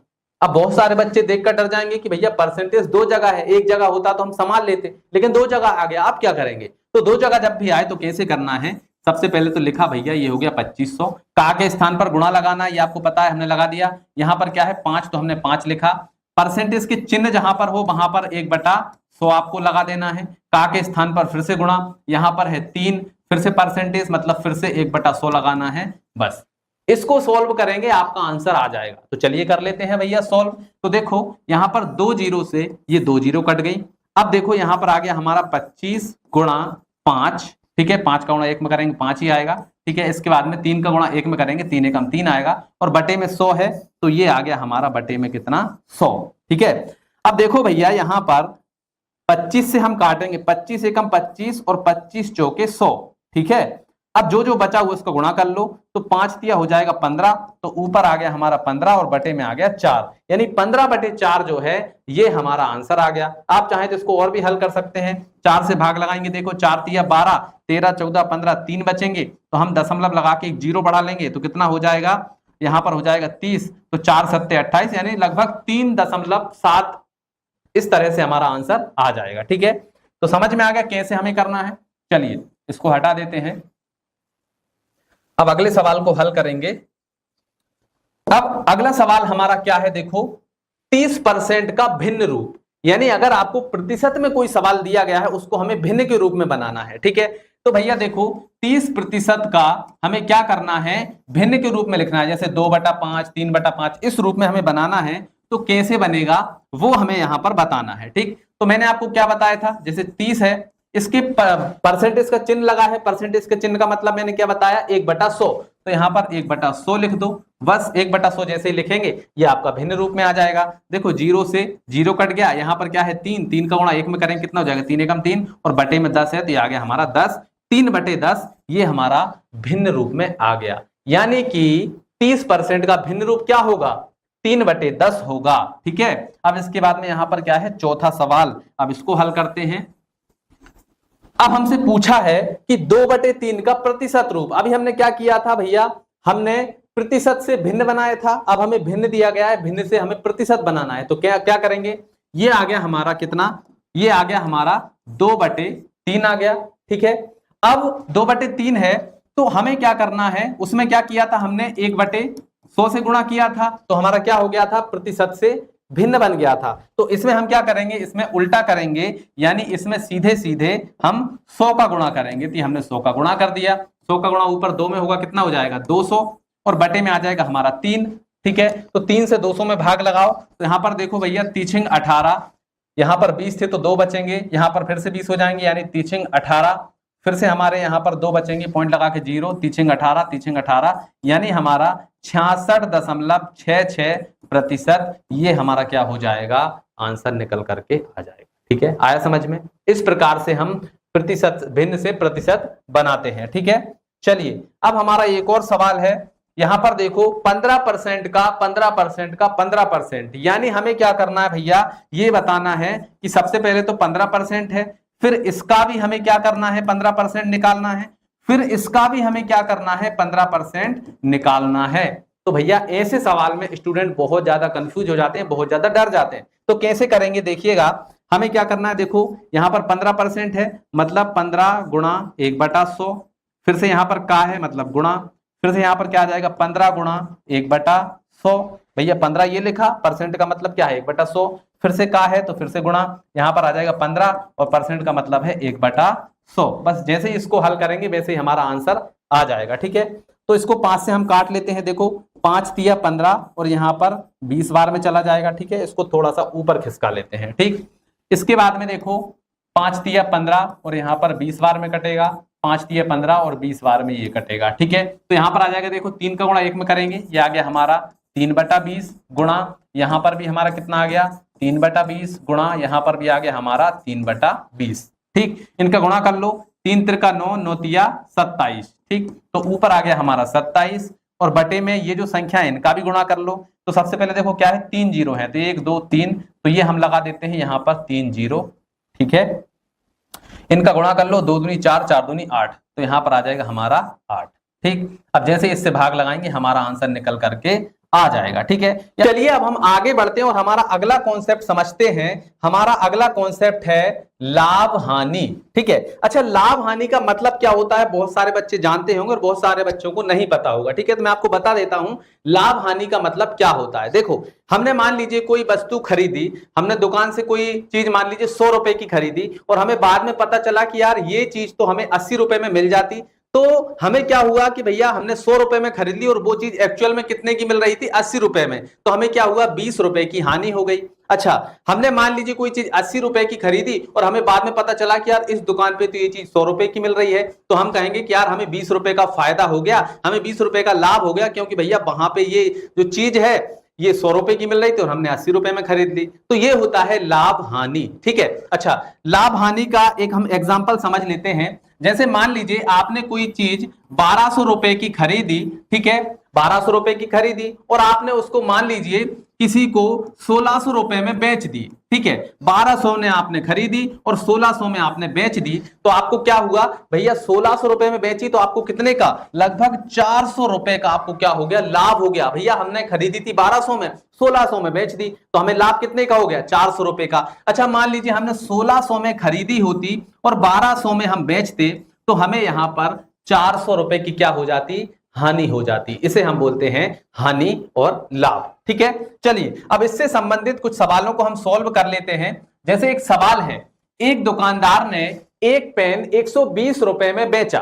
ठीक है, एक दुकानदार ने क्या किया, एक पेन था उसके पास में, उसने 120 रुपए में उसको बेचा और उस पर उसे 20% का लाभ हुआ। अब यहां पर जो लाभ है ना वो प्रतिशत में दिया गया है। हमें यह बताना है कि भैया उसने जो है 120 रुपए में बेचा उसको, तो उसने खरीदा कितने में था, हमें यह बताना है। ठीक है, लाभ तो उसको हो गया 20% का, लेकिन हमें यह बताना है कि भैया उसने खरीदा कितने में था। ठीक है, तो इसका फार्मूला है विक्रय मूल्य बराबर क्रय मूल्य इंटू 1 प्लस लाभ प्रतिशत बटे 100। ठीक है, तो जो जो चीजें हमें दी गई हैं उसको सबसे पहले हमें लिखना है। देखो यहां पर 120 रुपए में उसने बेचा, यानी जो विक्रय मूल्य है, जो विक्रय मूल्य है वो हमें कितना दिया गया है 120 रुपए, यानी 120 रुपए में उसने बेचा, तो वो हो गया हमारा विक्रय मूल्य। अच्छा उसको लाभ कितना हुआ, 20% का लाभ हुआ, तो यहां पर हम लिखेंगे लाभ प्रतिशत बराबर कितना 20%। हमें यहां पर क्या निकालना है, क्रय मूल्य निकालना है कि क्रय मूल्य कितना है, यानी खरीदा कितने में था। तो जो जो दिया गया है उसको इस फार्मूले में रख देते हैं। तो विक्रय मूल्य है हमारा 120 बराबर क्रय मूल्य हमें निकालना है, क्रय मूल्य को हम मान लेते हैं x।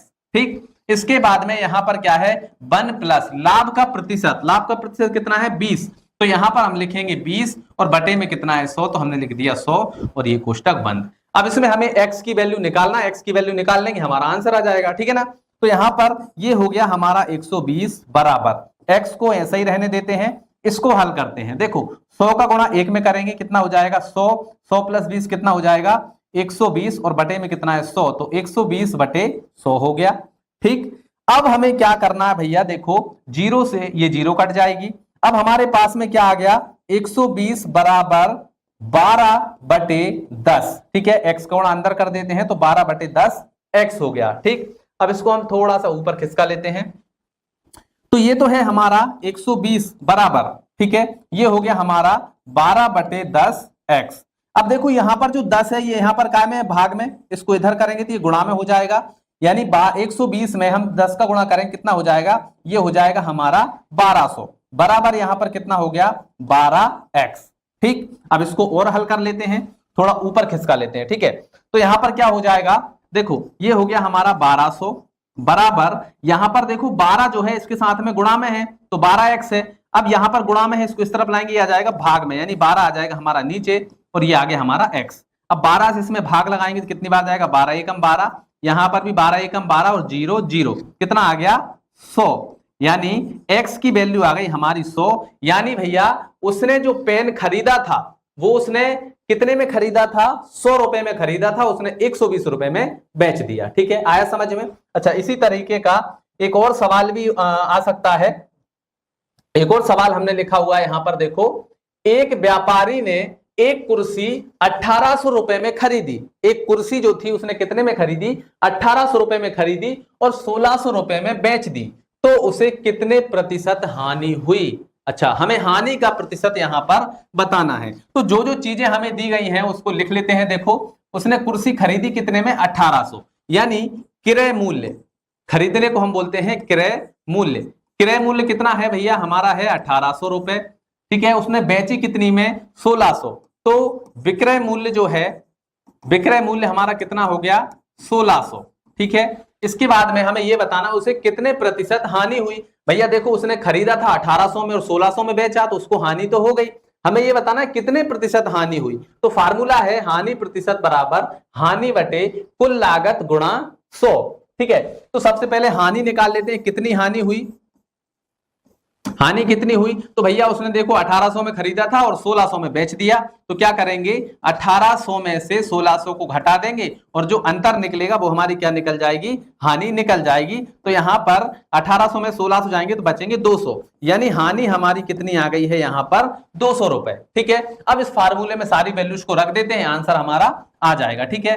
तो हानि प्रतिशत बराबर क्या होगा, सबसे पहले देखो यहां पर क्या है हानि, हानि कितनी है 200, तो ये हमने लिखा है यहां पर 200 बटे कुल लागत, कुल लागत मतलब कि जो हमारा क्रय मूल्य है वो, ठीक है। तो क्रय मूल्य कितना है 1800, तो ये आ गया हमारा 1800, ठीक है। इसके बाद में गुणा यहां पर कितना आ गया 100, ठीक है। चलिए अब देखो भाई 2 जीरो से 2 जीरो कट जाएंगी, तो ये आ गया हमारा 2 बटे 18 गुणा यहां पर आ गया हमारा 100, ठीक है। अब 2 का गुणा 100 में हो जाएगा, कितने हो जाएंगे 200 और बटे में आ गया हमारा 18।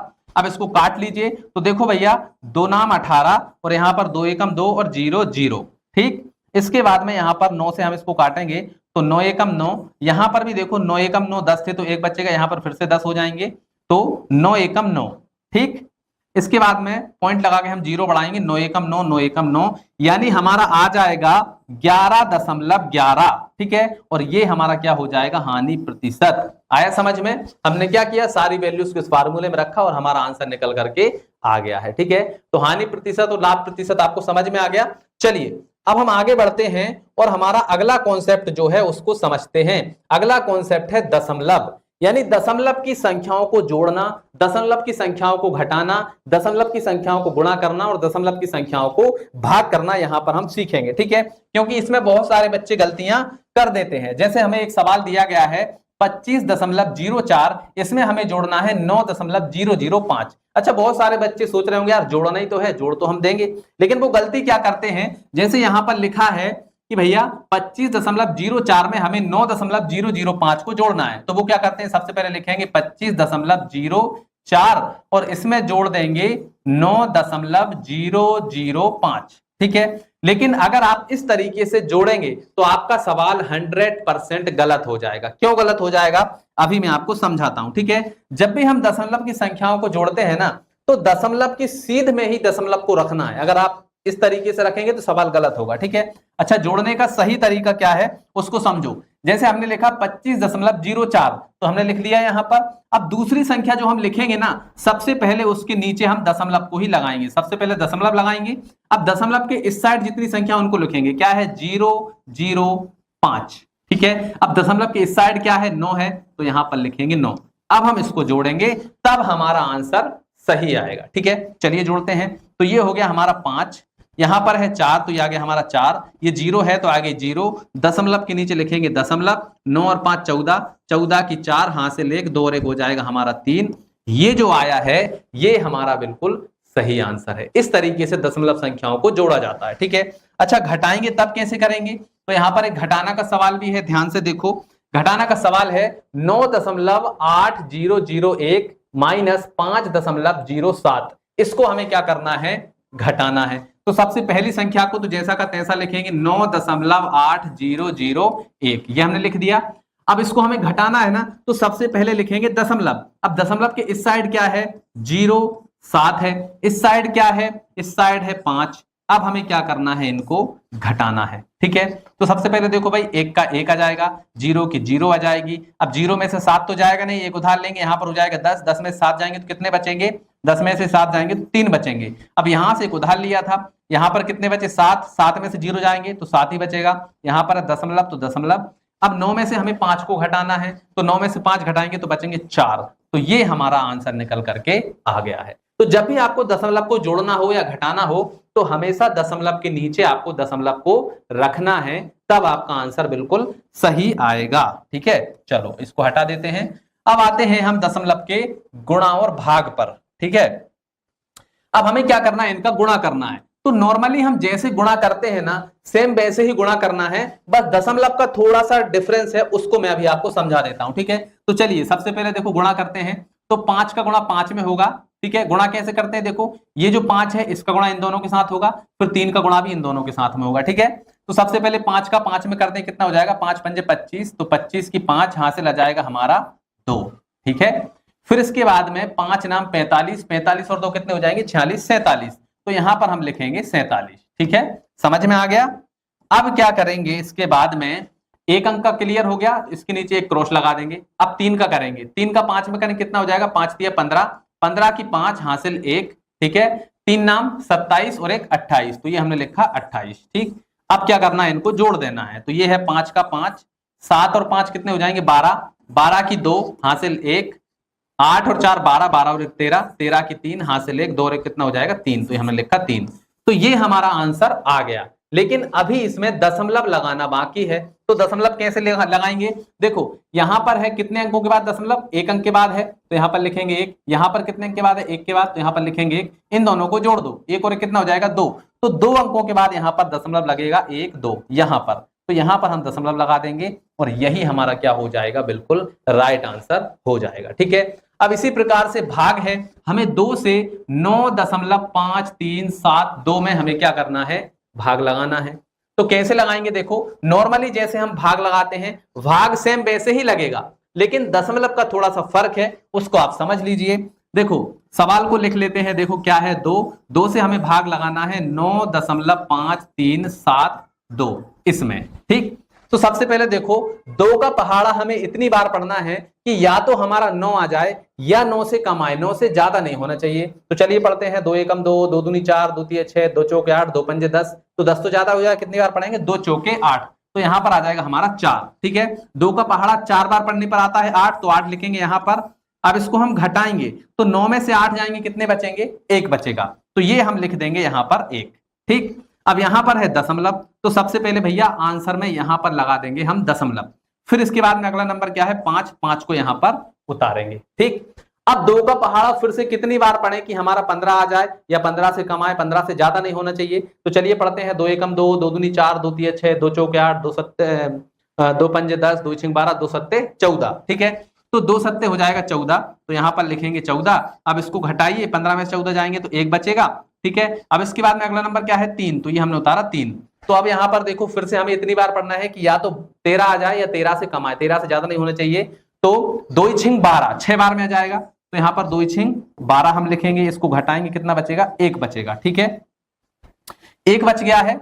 अब इसके बाद में हमें क्या करना है, इसका अगला नंबर क्या है 7, तो 7 को हम उतारेंगे। अब फिर से हम कितनी बार पढ़ें, तो 2 8 16, तो 2 8 16 हो जाएगा, घटाएंगे तो क्या आ जाएगा, देखो 17 में 16 जाएंगे तो 1 बचेगा। ठीक है, फिर इसके बाद में अगला नंबर उतारेंगे 2, तो ये आ गया 2। अब 2 का पहाड़ा फिर से कितनी बार पढ़े कि हमारा 12 आ जाए, तो 2 6 12, 6 बार में आ जाता है, ये लिखेंगे हम 6, ये आ गया हमारा 12, घटाएंगे तो क्या बचेगा, कुछ भी नहीं बचेगा। तो ये हमारा आंसर निकल करके आ चुका है। तो जब भी आपको दशमलव संख्या का भाग करना हो तो पहली संख्या को हल करेंगे, फिर जहां पर भी दशमलव आएगा उस जगह पर हम आंसर में भी क्या करेंगे, दशमलव को लगा देंगे। ठीक है, आया समझ में। तो आप दशमलव संख्याओं का भी सीख चुके हैं। अब हमारा अगला कॉन्सेप्ट है गुणनखंड। अच्छा, गुणनखंड क्या होता है, देखो जैसे हमें कोई एक बड़ी संख्या दी गई है, उसके हमने टुकड़े कर करके लिख दिए, उसी को हम बोलते हैं गुणनखंड। इसको एक एग्जांपल से समझते हैं। जैसे लिखा है 8, ठीक है। अब 8 की अगर हम गुणनखंड करेंगे तो क्या होगा भैया, देखो इसको हम लिख सकते हैं 4 गुणा 2, भाई 4 का गुणा करेंगे कितना हो जाएगा, 4 दूनी 8। फिर इस 4 के भी टुकड़े कर सकते हैं, कितना हो जाएगा 2 गुणा 2, कितना हो जाएगा 2 दूनी 4, और यहां पर गुणा 2। तो 8 के हमने टुकड़े करके लिख दिए, ये क्या है 8 के गुणनखंड है। इसी प्रकार से ये संख्याएं हमें दी गई हैं, इनके गुणनखंड हमें करके दिखाना है कि इनके गुणनखंड क्या होंगे। ठीक है, चलिए तो इसको यहां से हटा देते हैं और गुणनखंड करना सीखते हैं। जैसे हमारा है 1024, इसके हमें क्या करना है, गुणनखंड करना है। तो क्या करेंगे, देखो सबसे पहले एक लाइन ऐसे खींचेंगे, एक लाइन ऐसे, ठीक। अब हमें क्या करना है, इसके अभाज्य गुणनखंड करना है, यानी अभाज्य संख्याओं से भाग लगाना है। सबसे पहले 2 से नहीं जाएगा तो 3 से नहीं जाएगा 5 से नहीं जाएगा तो 7 से नहीं जाएगा तो 11 से। इस प्रकार से अभाज्य संख्याओं से हमें भाग लगाते हुए चलना है। ठीक है, तो सबसे पहले 2 से लगाते हैं, 2 पंजे 10, यहाँ पर 2 है, 2 एकम 2, और यहाँ पर 4 है, 2 दूनी 4। फिर 2 से लगा देते हैं, 2 दूनी 4, यहाँ पर 5 है तो 1 बचेगा, यहाँ पर हो जाएंगे 11, तो 2 पंजे 10, अब 11 थे तो 1 बचेगा, यहाँ पर हो जाएंगे कितने 12, तो 2 6 12। ठीक है, फिर 2 से करेंगे तो यहाँ पर देखो 2 एकम 2, अब यहाँ पर 5 है तो 2 दूनी 4, 1 बचेगा, यहाँ पर हो जाएंगे 16, 2 8 16। फिर 2 से करेंगे 2 6 12, और यहाँ पर 2 चौके 8। ठीक है, फिर 2 से करेंगे 2 3 6, 2 दूनी 4। फिर 2 से करेंगे तो यहाँ पर देखो 2 एकम 2, 3 थे तो 1 बचेगा, यहाँ पर हो जाएंगे 12, 2 6 12। फिर 2 से करेंगे तो यहाँ पर आ जाएगा हमारा कितना 2 8 16। फिर 2 से करेंगे 2 चौके 8। फिर 2 से करेंगे 2 दूनी 4। फिर 2 से करेंगे 2 एकम 2, नीचे एक नहीं आ जाता तब तक हम करते रहेंगे। तो ये जितनी भी संख्याएं हैं ये क्या है, 1024 के गुणनखंड है। ठीक है, तो यहां पर हम क्या लिखेंगे, 1024 के जो गुणनखंड हैं वो देखो क्या है, 1 2 3 4 5 6 7 8 9 10। ठीक है, हमारा 2 कितनी बार है, 10 बार है, तो हम यहां पर लिख सकते हैं कि 2 की घात 10। ठीक, यानी इसके गुणनखंड क्या है, 2 की घात 10 है, यानी 2 जो है वो 10 बार हम गुणा करेंगे तो हमारा ये आ जाएगा। ठीक है, समझ में आ गया। तो ये होता है गुणनखंड। चलिए अब एक और सवाल करवा देता हूं आपको गुणनखंड का, जिससे आपको और भी अच्छे से समझ में आ जाएगा। ठीक है, अगला है 729। ठीक, इसके भी कर लेते हैं।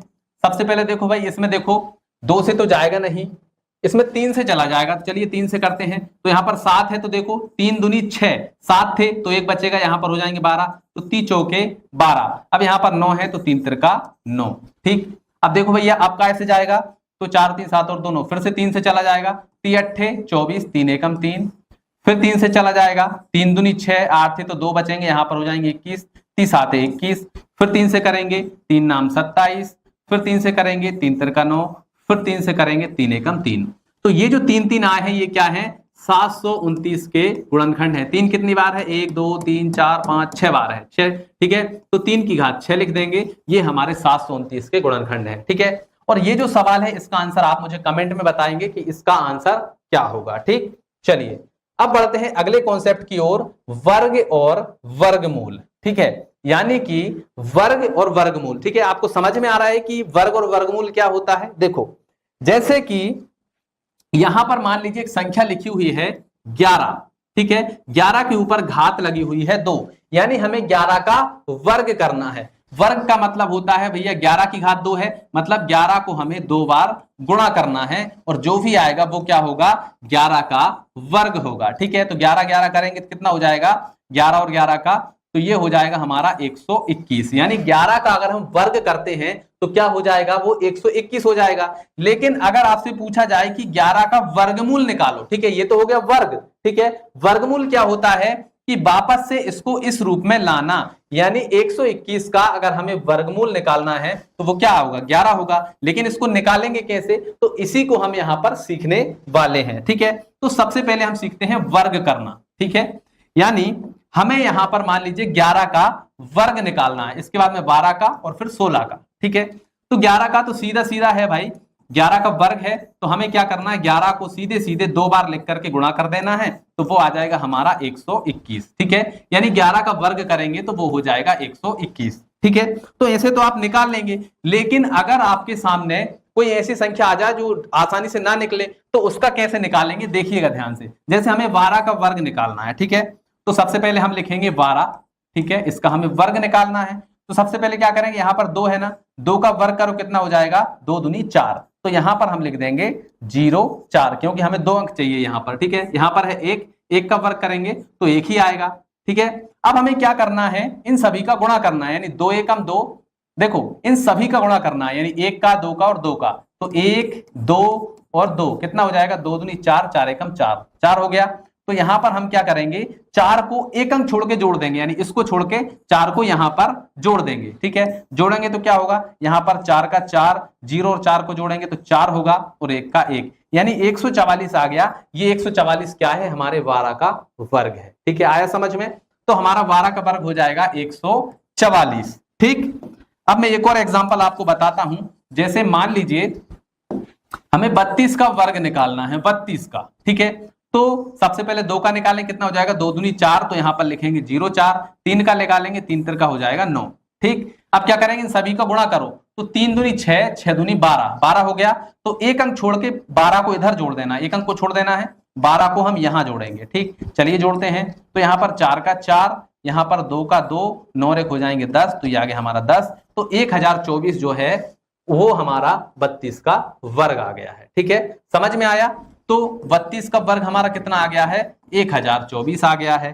तो इस प्रकार से हम किसी भी संख्या का वर्ग निकाल सकते हैं। ठीक है, तो वर्ग निकालना आपको आ गया, कैसे हमें निकालना है। ठीक है, ये जो 16 है इसका वर्ग आप निकाल करके मुझे कमेंट में बताएंगे। ठीक है, 16 का वर्ग आप निकाल करके मुझे कमेंट में बताएंगे कि इसका आंसर क्या होगा। ठीक, अब हम सीखते हैं वर्गमूल क्या होता है। ठीक, जैसे कि 1024 हमसे कहा गया है कि इसका वर्गमूल निकालो, वर्गमूल हमें निकालना है। तो वर्गमूल, जैसे कि हमने क्या किया, 32 का हमने वर्ग निकाला, ये आया।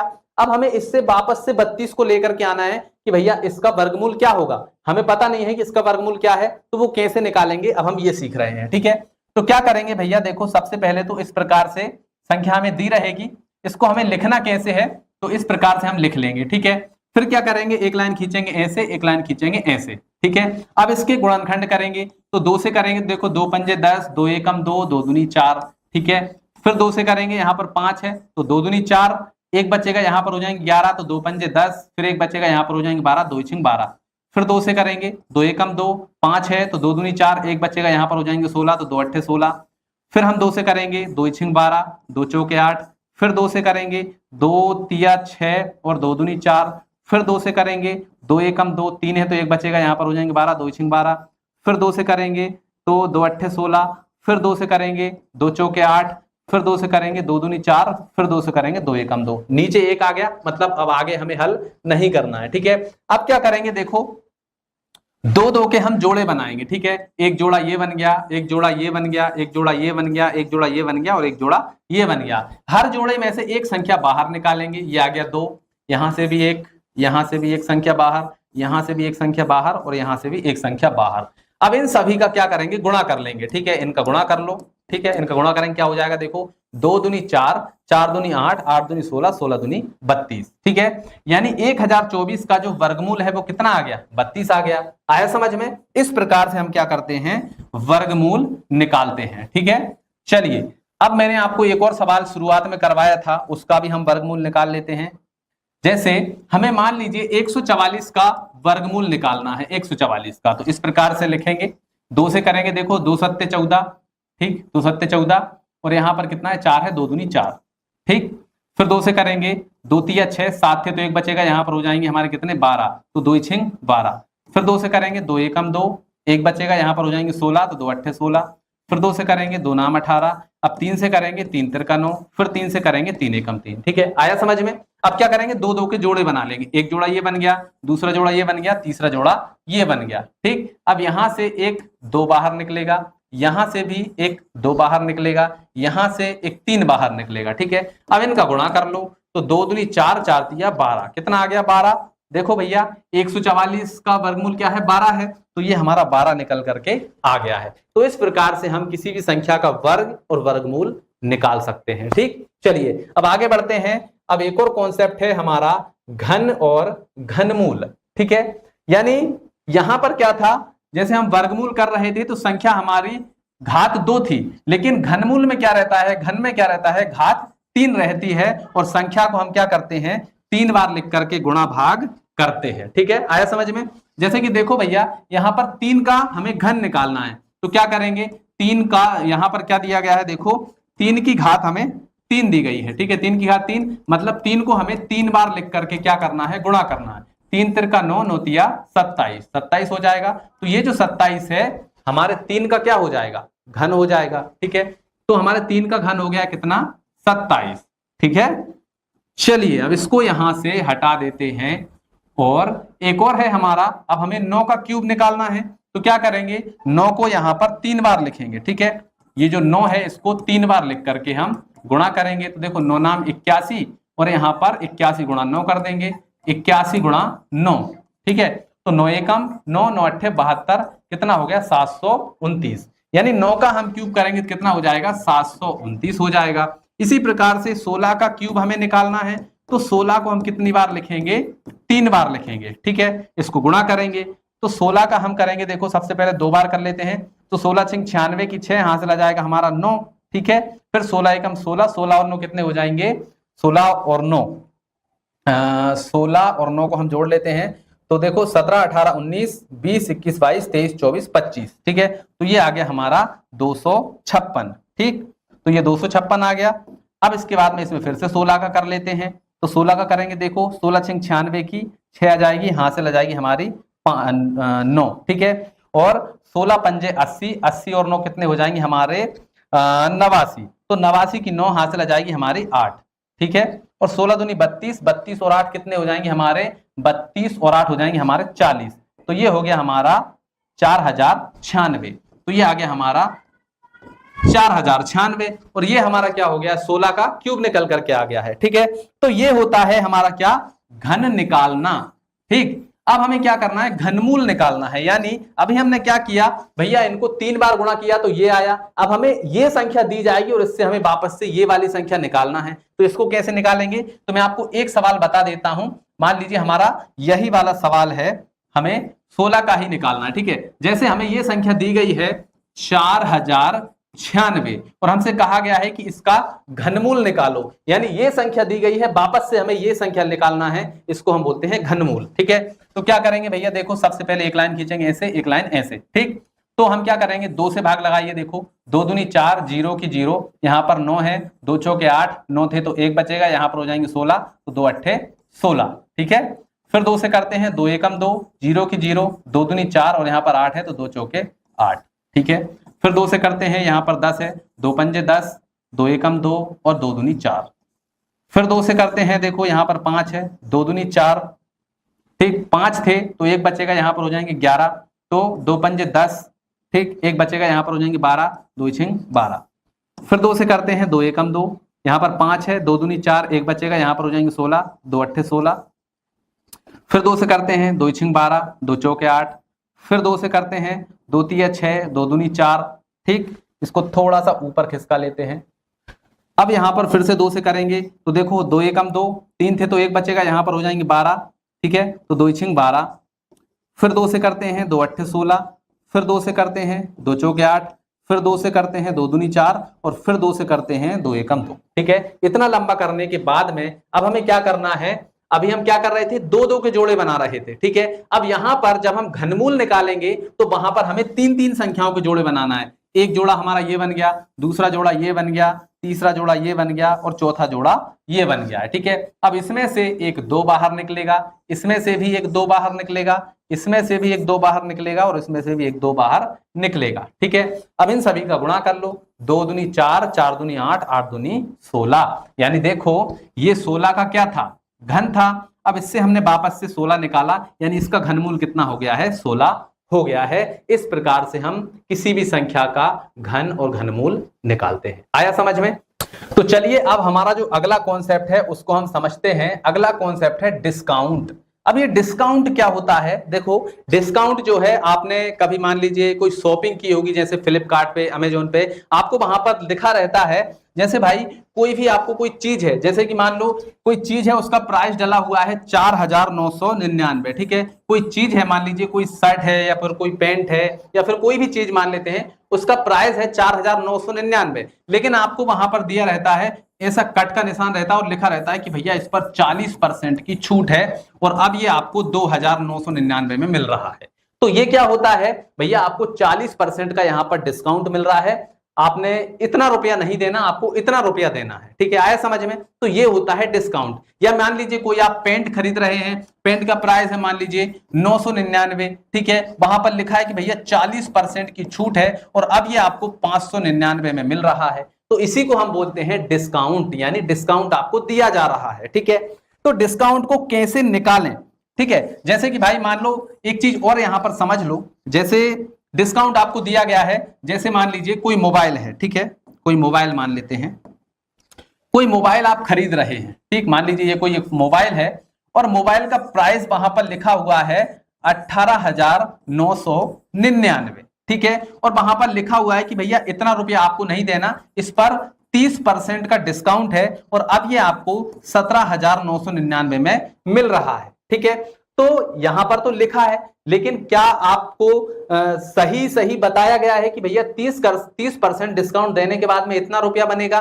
कहीं मान लीजिए ये तो सिर्फ मान लीजिए 13,999 बन रहा है, तो आप इसको कैसे चेक करेंगे, ठीक है। जैसे मान लीजिए भैया 30% का डिस्काउंट है, लेकिन 30% डिस्काउंट निकालने के बाद में इतना रुपया हमें देना है, लेकिन आपसे वो इतना मांग रहा है, तो भैया गलत है ना। आप सही डिस्काउंट कैसे निकालेंगे, तो वही चीज हम यहां पर सीखने वाले हैं, ठीक है। जैसे कि हमारा एक सवाल है, यहां पर देखो, राजू ने एक मोबाइल 25,000 रुपए में खरीदा, अगर इस पर 5% डिस्काउंट मिले तो मोबाइल कितने में मिलेगा, ठीक है।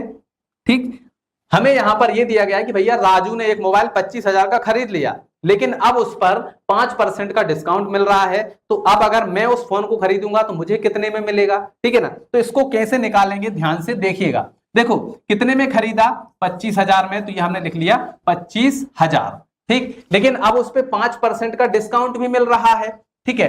तो अब मुझे इसका, अच्छा ये जो 25,000 है ना, ये क्या है, इसकी 100% कीमत है, ठीक है भाई। ये जो मोबाइल था 25,000 का, उसकी 100% कीमत क्या होगी, 25% होगी, लेकिन इस पर 5% का डिस्काउंट मिल रहा है, तो भैया 100% पैसा अब मुझे नहीं देना है, अब मुझे कितना देना है, 5% कम देना है। तो इस 100 में से 5 को घटाएंगे, कितना बचेगा, यहां पर बचेगा 95%, यानी अब मुझे सिर्फ यहां पर क्या करना है, इसका मुझे क्या करना है, 95% पैसा देना है। ये 100% है 25,000, मुझे क्या देना है, 100% नहीं देना है, मुझे कितना देना है, 95% पैसा, 95% रुपया देना है। तो क्या करेंगे, इसका 95% निकाल लेंगे, यहां पर 95 और %, ठीक है। अब कैसे निकालेंगे, देखो ये तो सीधा सीधा हमने लिखा 25,000, ठीक, इसका 95% कैसे निकलेगा, 95 का हमने गुणा कर दिया और बटे में भाग लगा दो 100 से। आया समझ? चलिए, तो यहां पर देखो 2 जीरो से 2 जीरो कट जाएंगी, अब हमारे पास में यहां पर क्या आ गया, 250 गुणा 95, ठीक है। अब गुणा कर लो, तो गुणा करेंगे तो क्या आ जाएगा, देखो सबसे पहले 5 से कर लेते हैं, तो देखो भैया 0 की 0, 5 पंजे 25 की 5, हासिल आ जाएगा 2, ठीक है, 5 दूनी 10, 10 और 2 12, कितना हो गया 1250, ठीक। अब इसके बाद में हम 9 से भी कर लेते हैं, 0 की 0, 9 पंजे 45 की 5, हासिल आएगा हमारा 4, ठीक है, और 9 दूनी 18, 18 और 4 कितने हो जाएंगे, 18 और 4 22, तो ये आ गए हमारे 22। अब इनको जोड़ लो, तो हमारा कितना हो जाएगा, ध्यान से देखिएगा, यहाँ पर 0 की 0, यहाँ पर 5 का 5, 5 और 2 हो जाएंगे हमारे 7, 2 और 1 हो जाएगा हमारा 3 और ये आगे हमारा 2। ठीक है, अब देखो 25,000 का फोन था, ठीक है, उस पर 5% हमें डिस्काउंट मिला, तो 5% डिस्काउंट के बाद में हमें क्या करना है भैया, हमें 25,000 नहीं देना है, हमें कितने देना है, 23,750 रुपए देना है। यानी अब वो मोबाइल आपको कितने में मिलेगा, सिर्फ 23,750 रुपए में मिलेगा। ठीक है, आया समझ में? तो इस प्रकार से डिस्काउंट निकालते हैं। ठीक है, आप चाहें तो खुद भी निकाल करके देख सकते हैं। जैसे मान लीजिए कोई मोबाइल, मान लीजिए फ्लिपकार्ट पे दिखा रहा है, मान लीजिए 25,000 का ही दिखा रहा है और वहां पर लिखा है 10% छूट है, तो आप उसका 10% निकाल के देखिए क्या वो सही में, सही रेट में मिल रहा है या गलत रेट में मिल रहा है, वो आप वहां से कंफर्म कर सकते हैं। ठीक है, एक और सवाल है, एक मोबाइल 9,000 रुपए एमआरपी पर है, यानी उसका प्राइस जो है वो लिखा हुआ है 9,000 रुपए, ठीक है, लेकिन उस पर 18% डिस्काउंट है। 9,000 रुपए का फोन है, उस पर लिखा हुआ है 9,000 रुपए का मोबाइल है, लेकिन वहां पर डिस्काउंट लिखा है कि भैया डिस्काउंट जो है इस पर 18% मिल रहा है, तो अब वह मोबाइल आपको कितने में मिलेगा। ठीक है, तो भैया देखो 9,000 रुपए जो है, 9,000 रुपए जो है वो मोबाइल की कितनी कीमत है, वो मोबाइल की 100% कीमत है, यानी पूरी कीमत है। अब लेकिन 18% का डिस्काउंट मिल रहा है, तो अब आपको 100% कीमत तो देना नहीं है, आपको कितने देना है, 18% कम कीमत देना है। तो 100 में से 18 को घटा दीजिए, कितने बचेंगे, 10 में से 8 जाएंगे 2 बचेगा, 9 में से 1 जाएंगे तो कितने बचेंगे भैया, 9 में से 1 जाएगा तो 8 बचेंगे, यानी आपको सिर्फ 82% पैसा देना है, 82% रुपया आपको देना है। तो कैसे निकालेंगे भैया, ये तो हो गया 9,000 रुपए 100% कीमत, अब इसका हमें 82% निकालना है, तो हमने लिखा 82 और बटे में लगा दीजिए 100। ठीक है, तो 2 जीरो से 2 जीरो कट जाएंगे, क्या आ गया 90 और 82, तो 90 और 82 का गुणा कर दो, तो ये हम लिखेंगे 90 गुणा 82। अब कर लीजिए गुणा, यहाँ पर 0 की 0 और यहाँ पर 9 दूनी 18, तो ये आ गया 18, 8 से कर लेते हैं, 0 की 0, 8 नाम 72, तो ये आ गया 72, इनको जोड़िए तो ये आ जाएगा हमारा 0, ये आ जाएगा हमारा 8, 2 और 1 हो जाएगा हमारा 3 और ये आ गया हमारा 7, कितना आ गया 7,380। यानी अब वो मोबाइल आपको जो 9,000 का मिल रहा था वो अब आपको कितने का मिलेगा, 7,380 रुपए का मिलेगा। ठीक है, तो ये होता है डिस्काउंट। ठीक है, चलिए अब हमारा जो अगला कॉन्सेप्ट है उसको समझते हैं। अगला कॉन्सेप्ट है हमारा साधारण ब्याज। ठीक है, ये हमारा बिल्कुल लास्ट टॉपिक है, इस टॉपिक के बाद में ये वीडियो खत्म हो जाएगी। तो साधारण ब्याज को समझ लीजिए, 5,000 रुपए का 10% वार्षिक दर से 5 वर्ष का साधारण ब्याज क्या होगा। इसको ऐसे समझो, जैसे मान लीजिए आपके दोस्त ने आपसे पैसा मांगा कि भैया मुझे 5,000 रुपए की जरूरत है, तुमने कहा कि भैया 5,000 रुपए तो मैं दे दूंगा, लेकिन 10% का ब्याज लूंगा। यानी आप मान लीजिए, आप मुझको मान लीजिए 5 वर्ष बाद ये रुपया वापस दोगे, तो 5 वर्ष बाद इसका 10% पैसा भी आपको एक्स्ट्रा जोड़ के देना पड़ेगा। दोस्त ने कहा चलो ठीक है, लेकिन जब पैसे लेने की बारी आई तो वो बोल रहा है कि नहीं यार इतना पैसा बना है, तुम कह रहे हो कि नहीं इतना पैसा बना है। तो उसको कंफर्म करने के लिए ये जो सवाल है इसकी मदद से हम क्या कर सकते हैं, सही कैलकुलेशन कर सकते हैं कि नहीं भाई इतना पैसा लगा है। या फिर मान लीजिए आपने किसी से उधार लिया है, वो आपसे ज्यादा पैसे मांग रहा है, तो आप इससे कैलकुलेशन करके सही पैसा निकाल सकते हैं। ठीक है, तो साधारण ब्याज का फार्मूला होता है, वो मैं यहां पर लिख देता हूं, साधारण ब्याज बराबर क्या होता है, मूलधन गुणा दर गुणा समय और बटे में आ जाएगा कितना, 100। ठीक है, अब मूलधन कितना है, जितना रुपया आपने दिया वो होता है मूलधन, तो मूलधन हो गया हमारा 5,000 गुणा दर कितनी है भैया, आपने बोला था 10% के ब्याज पर दूंगा, तो यहां पर आपने लिखा 10 गुणा समय कितना है, उसने 5 साल के लिए लिया था तो हमने लिखा 5 और बटे में कितना आ गया 100, ये हमने लिखा 100। बस इसको सॉल्व कर लो, हमारा आंसर आ जाएगा। तो देखो भाई 2 जीरो से 2 जीरो कट जाएंगी, अब हमारा कितना बचा, यहां पर बचा 50 गुणा, यहां पर बचा 10 गुणा 5। ठीक है, अब गुणा कर लीजिए, तो यहां पर देखो 50 और 10 का गुणा करें कितना हो गया है 500, और इसमें गुणा कर देते हैं 5 का। ठीक है, तो 5 पंजे 25, तो ये हो गया 25 और 2 जीरो, तो ये आ गई 2 जीरो, तो हमारा 5 वर्ष का ब्याज बन गया है 2,500 रुपए। ठीक है, तो हमने दिया कितना था उसको, 5,000 रुपए दिया था, हमारा 2,500 रुपया ब्याज बन गया है। यानी 5,000 रुपए तो उसने लिए थे और 2500 हमारा ब्याज भी बन गया, तो 2500 इसमें जोड़ देते हैं तो कितना हो जाएगा 0 0 5 5 और 2 7, यानी अब आपका टोटल पैसा बन चुका है कितना 7,500। ठीक है, आपने 5,000 रुपए दिया था 10% के ब्याज से, तो 2 साल बाद आपका ब्याज टोटल जो पैसा है वो हो जाएगा 7,500 रुपए। ठीक है, एक और सवाल है इसी तरीके का, इसको भी कर ही लेते हैं। 5% की दर से 9 वर्ष का साधारण ब्याज कितना होगा जबकि मूलधन 18,000 रुपए है। समझ में आया? देखो, आपने 18,000 रुपए किसी से उधार लिए थे 5% की दर से, तो 9 वर्ष बाद उसका साधारण ब्याज क्या होगा? तो साधारण ब्याज का फार्मूला अभी मैंने आपको बताया था, साधारण ब्याज बराबर मूलधन गुणा दर गुणा समय और बटे में क्या आ जाएगा 100। ठीक है, चलिए, तो मूलधन कितना है 18,000, तो ये हो गया 18,000 गुणा दर कितनी है आपकी, दर है हमारी 5% गुणा समय हमारा कितना है 9 वर्ष, तो ये आ गया 9 और बटे में कितना है 100 है। ठीक है, तो देखो भाई 2 जीरो से 2 जीरो कट जाएंगी, अब हमारे पास में क्या बचा 180 गुणा 5 गुणा 9, तो गुणा कर लेते हैं भैया आप। तो देखो 5 का गुणा करते हैं सबसे पहले, तो 0 18 पंजे 90, कितना हो गया 900।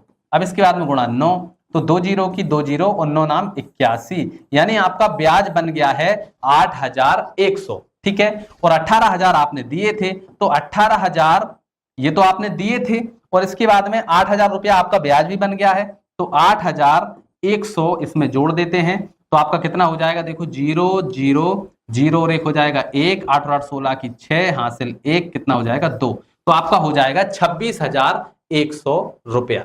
ठीक है, तो इस तरीके से साधारण ब्याज निकाला जाता है। तो दोस्तों, ये थी हमारी बेसिक मैथ की एक बड़ी वीडियो, ये लगभग 2 घंटे की वीडियो हो चुकी है और आशा है आपको जितनी भी चीजें मैंने समझाई हैं वो सारी चीजें आपको बहुत अच्छे से समझ में आ गई होंगी, कोई डाउट आपको नहीं रहा होगा। इसके बाद भी अगर आपका कोई डाउट है तो कमेंट करके आप हमसे पूछ सकते हैं। चलिए, मिलते हैं अगली वीडियो में, तब तक के लिए जय हिंद, जय भारत।